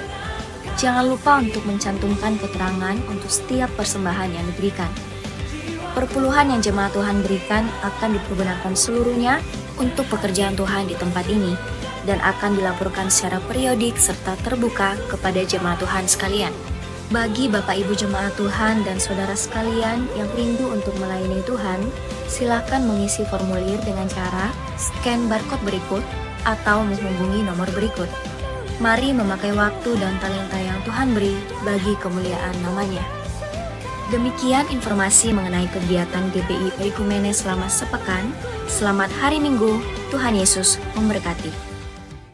Baik, sebelumnya ada pengumuman tambahan dari pengumuman di atas, yaitu yang pertama saya informasikan bagi jemaat Tuhan yang baru pertama kali hadir beribadah di tempat ini, kami sambut dengan penuh kasih untuk bergabung di tempat ini apabila belum memiliki tempat ibadah tetap. Mungkin bagi aser yang ada di samping kiri kanan saudara, Bapak Ibu akan membawa formulir untuk baru pertama kali, mungkin boleh diisi baik itu jemaat yang simpatisan atau datang berkunjung, bertamu dengan senang hati kami menyambut, bisa mengisi formulir, nanti akan ditukarkan dengan souvenir yang ada gereja siapkan. Selanjutnya pengumuman yang kedua yaitu bagi Bapak jemaat Tuhan yang mempunyai pergumulan hidup atau yang ingin didoakan, kita setiap Selasa dan setiap hari Jumat ada rumah Pendok Daud. Itu kita mendoakan setiap jemaat Tuhan yang ingin didukung dalam bentuk doa. Bagi jemaat Tuhan boleh minta formulirnya juga sama Aser yang berjalan, dia akan menyiapkan formulir dan ada pulpen. Dan pengumuman yang ketiga yaitu ada Vision Ground Selasa 25 Maret jam 7 malam di gedung gereja. Dan untuk pengumuman keempat yaitu kita ada ibadah Putri Sion. Ini Putri Sion yaitu WBI, GBI Oikumene. Bagi jemaat Tuhan yang merasa wanita-wanita kekasih Tuhan boleh bergabung. Di tempat ini kita adakan ibadah bersama. Jam 6:30 malam hari Rabu. Jadi tanggal 26 hari Rabu jam 6:30 malam.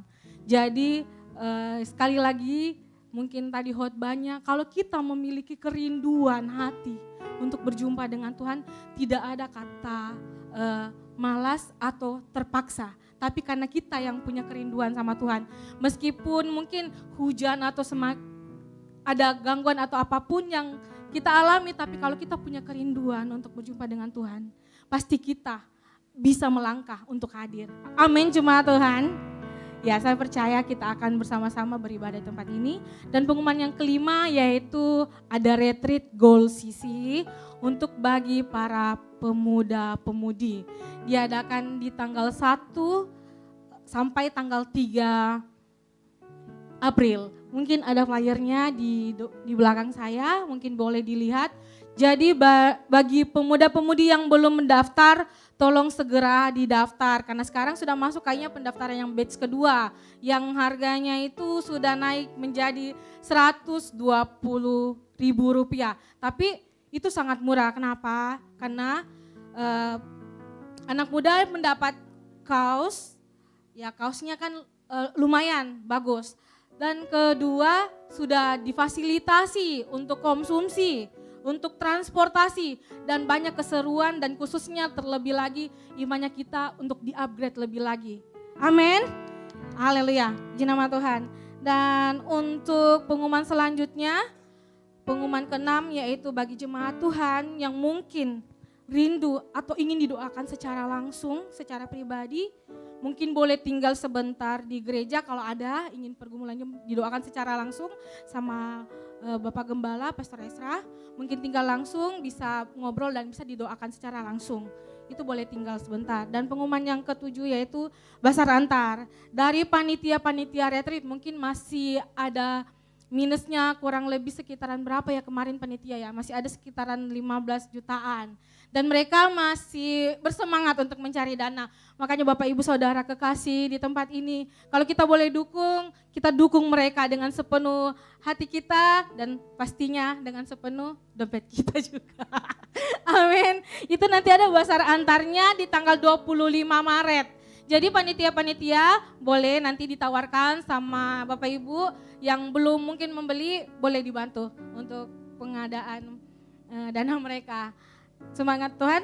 Dan untuk pengumuman ke-8 mungkin nanti akan disampaikan sama Pastor Estra karena ini ada pengumuman secara khusus untuk hari ini. Puji nama Tuhan.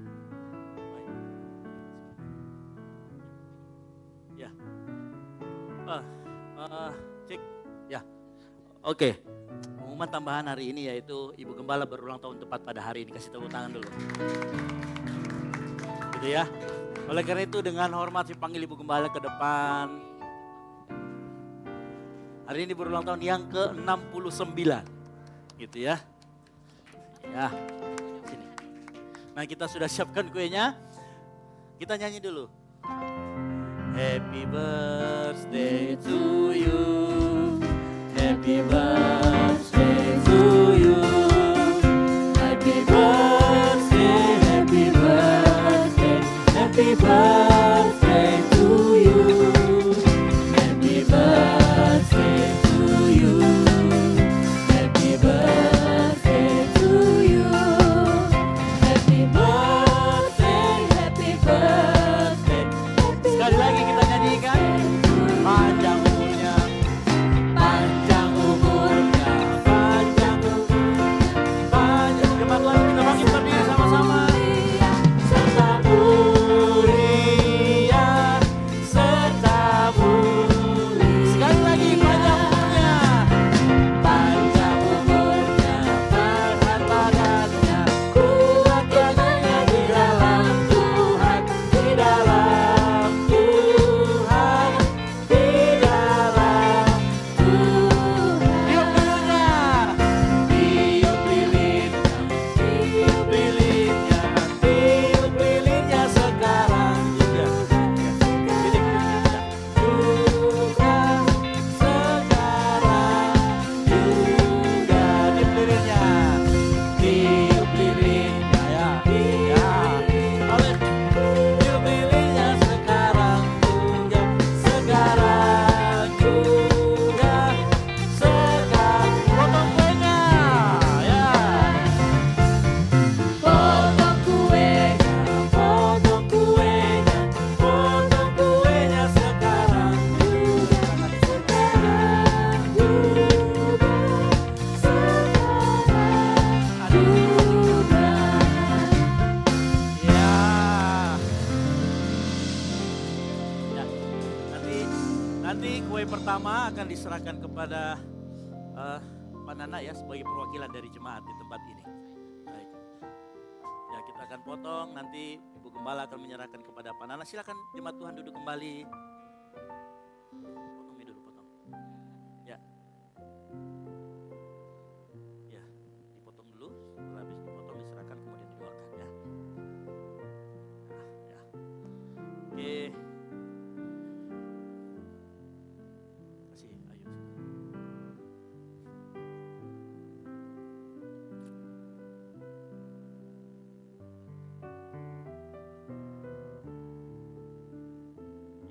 Silakan Pak Nana sebelah sini. Iya. Baik. Serahkan kepada Pak Nana sebagai perwakilan jemaat. Kita beri tepuk tangan yang meriah. Oke. Baik. Baik, nanti kita juga minta tolong kalau gitu Pak Nana untuk sekalian mendoakan Ibu Gembala. Kalau saya mendoakan anak juga ya kan. Ibu sendiri. Oke, silakan Pak Nani. Mari kita angkat tangan kita arahkan kepada Ibu Gembala. Kita berdoa buat Ibu Gembala di tempat ini. Bapa di sorga, kami mengucap syukur kepadamu pada hari ini. Kalau boleh orang tua kami bertambah usia lagi hari ini. Bukan karena kuat dan gagahnya Tuhan. Tapi karena kemurahan-Mu Bapa di sorga. Oleh sebab itu kami jemaat-Mu terus mendukung dalam doa kami kepada Tuhan. Biarlah kiranya panjang umur lanjut usia menjadi bagian hidupnya. Bahkan sukacita damai sejahtera-Mu Tuhan. Biarlah menjadi bagian dari kehidupan orang tua kami Ibu Gembala. Berkat Tuhan kiranya diturunkan bagi keturunannya, anak-anaknya dan cucu-cucunya Tuhan Engkau berkati. Dan oleh sebab itu kami terus berdoa di dalam penggembalaan ini. Orang tua kami boleh mengalami sukacita dan damai sejahtera-Mu. Bahkan kiranya hari-hari tuanya, hari-hari yang diberkati Tuhan. Amin. Di dalam nama Tuhan Yesus Kristus, seluruh kehidupannya, masa depannya, bahkan hari-hari tuanya, penghiburan dan damai sejahtera-Mu menjadi bagian hidupnya. Di dalam nama Tuhan Yesus, kami sudah berdoa dan mengucap syukur dan menyerahkan orang tua kami ke dalam tangan Tuhan yang kuat. Haleluya. Amin. Baik, kita kasih tepuk tangan lagi, Iwan.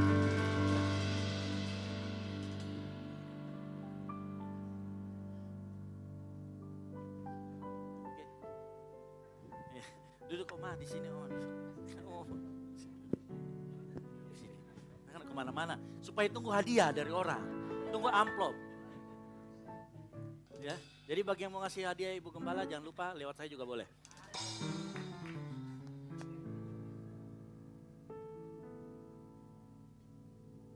Puji Tuhan, tiba saatnya kita akan mengakhiri ibadah kita pada pagi hari ini. Sejemput jemaat Tuhan bangkit berdiri dan sama-sama kita katakan,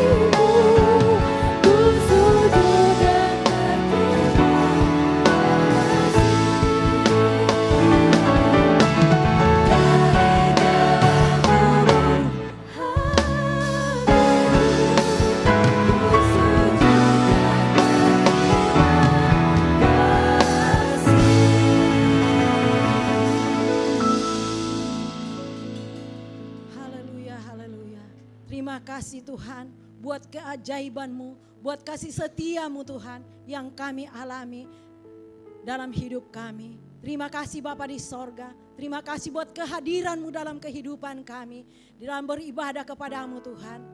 Engkau datang bagi kami mengalami Engkau dalam kehidupan kami Tuhan. Terima kasih Bapa di sorga, terima kasih Tuhan buat firman-Mu yang datang bagi kami. Terima kasih buat teguran-Mu Tuhan dalam kehidupan kami. Terima kasih Tuhan pengajaran-Mu, Engkau meneguhkan kami. Terima kasih Bapa.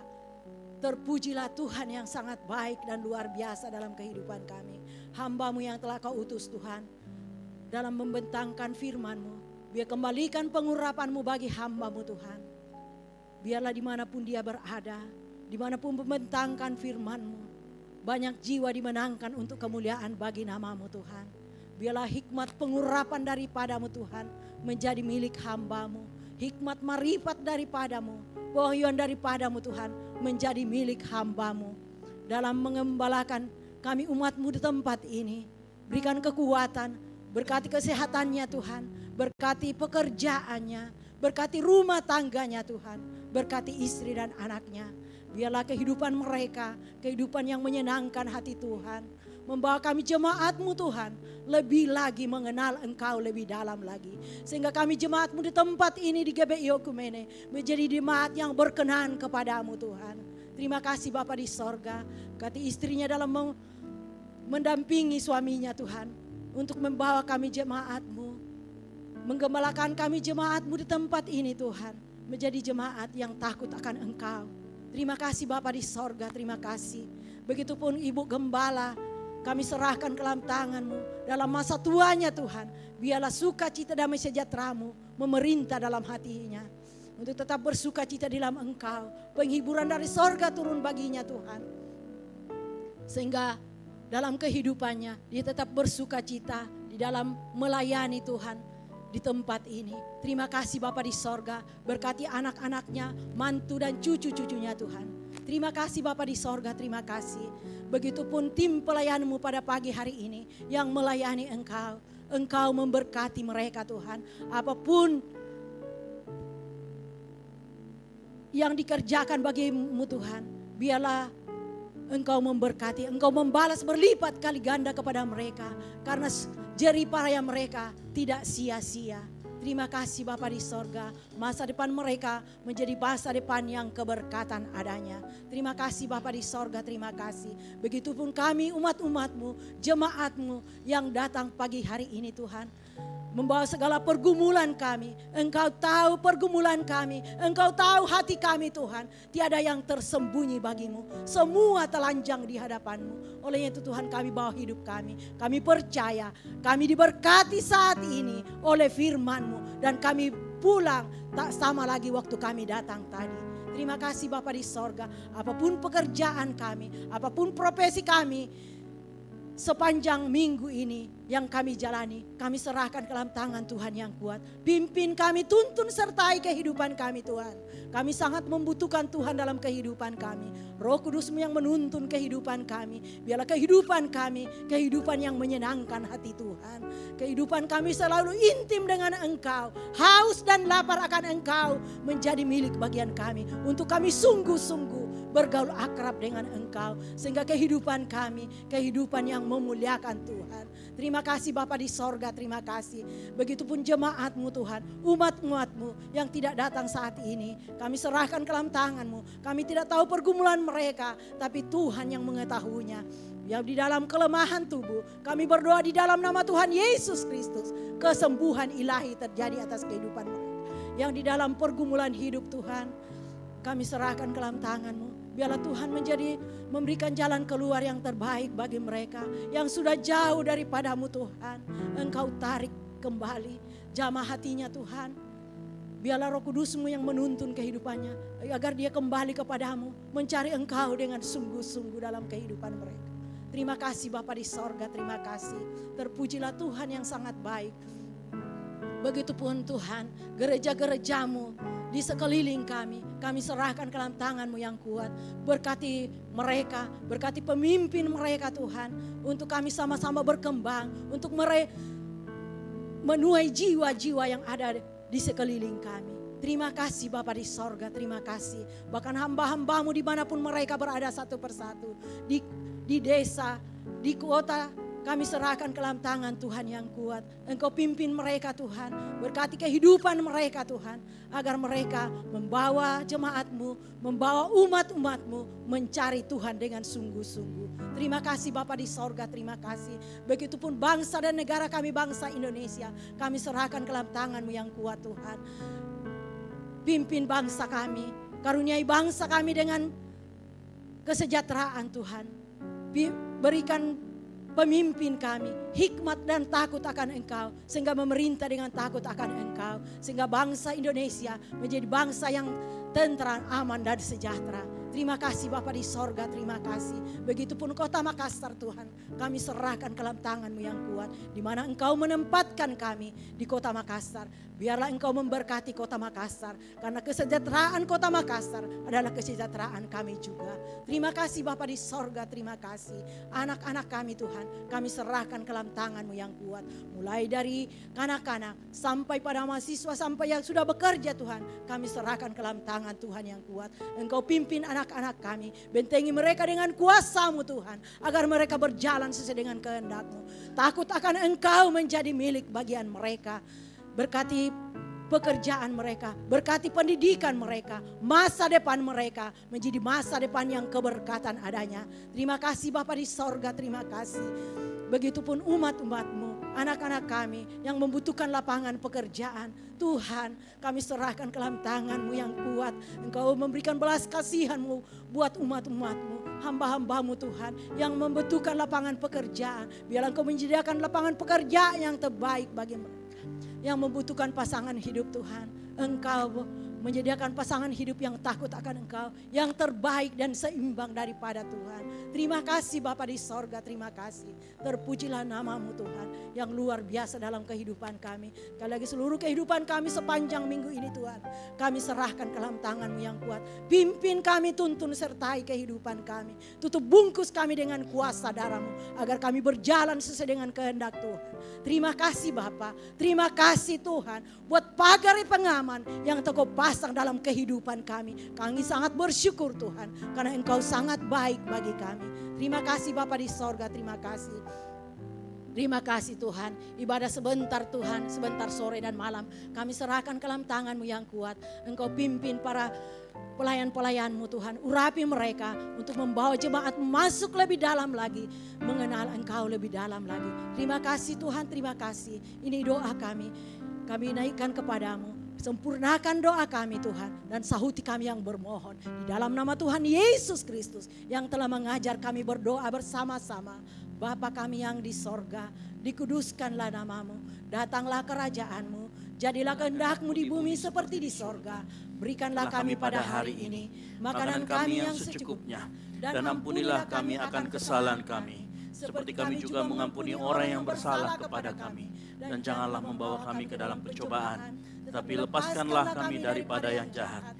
Karena Engkau-lah yang mempunyai kerajaan, dan kuasa, dan kemuliaan, sampai selama-lamanya. Mari kita angkat kedua tangan kita. Kita mau terima berkat dari Tuhan dan dengarkan firman Tuhan. Tuhan akan memerintahkan berkat ke atasmu di dalam lumbungmu dan di dalam segala usahamu. Ia akan memberkati engkau di negeri yang diberikannya kepadamu oleh Tuhan Allahmu. Tuhan akan menetapkan engkau sebagai umatnya yang kudus. Tuhan akan membuka bagimu perbendaraannya yang melimpah. Tuhan akan mengangkat engkau menjadi kepala dan bukan menjadi ekor. Engkau akan tetap naik dan bukan turun. Kasih karunia, rahmat, damai sejahtera dari Allah Bapa dan dari Yesus Kristus Anak Bapa, serta penyertaan Roh Kudus menyertai kita dalam kebenaran dan kasih, mulai dari saat ini sampai Tuhan Yesus datang kedua kalinya, menjemput kita di awan-awan permai. Bagi Dialah segala kemuliaan sampai selama-lamanya. Yang diberkati Tuhan, sama-sama katakan amin. Selamat hari Minggu. Tuhan Yesus memberkati dan silakan bersatu teduh sejenak.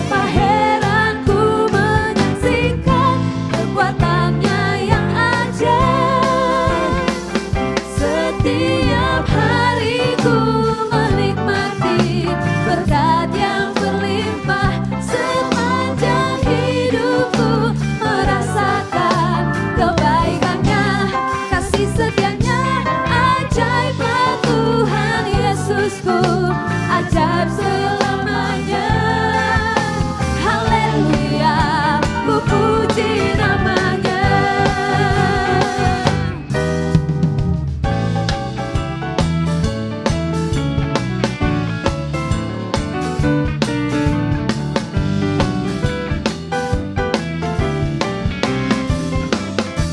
Setiap hariku menikmati berkat yang berlimpah, sepanjang hidupku merasakan kebaikannya, kasih setianya, ajaiblah Tuhan Yesusku, ajaib selamanya.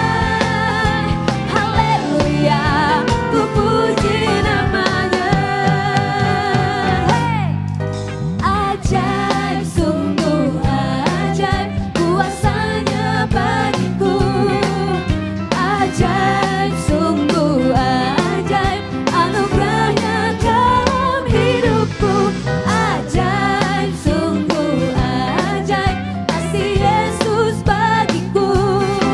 Betapa heranku menyaksikan perbuatannya yang ajaib. Betapa heranku menyaksikan, betapa heranku menyaksikan, betapa heranku menyaksikan. Gede.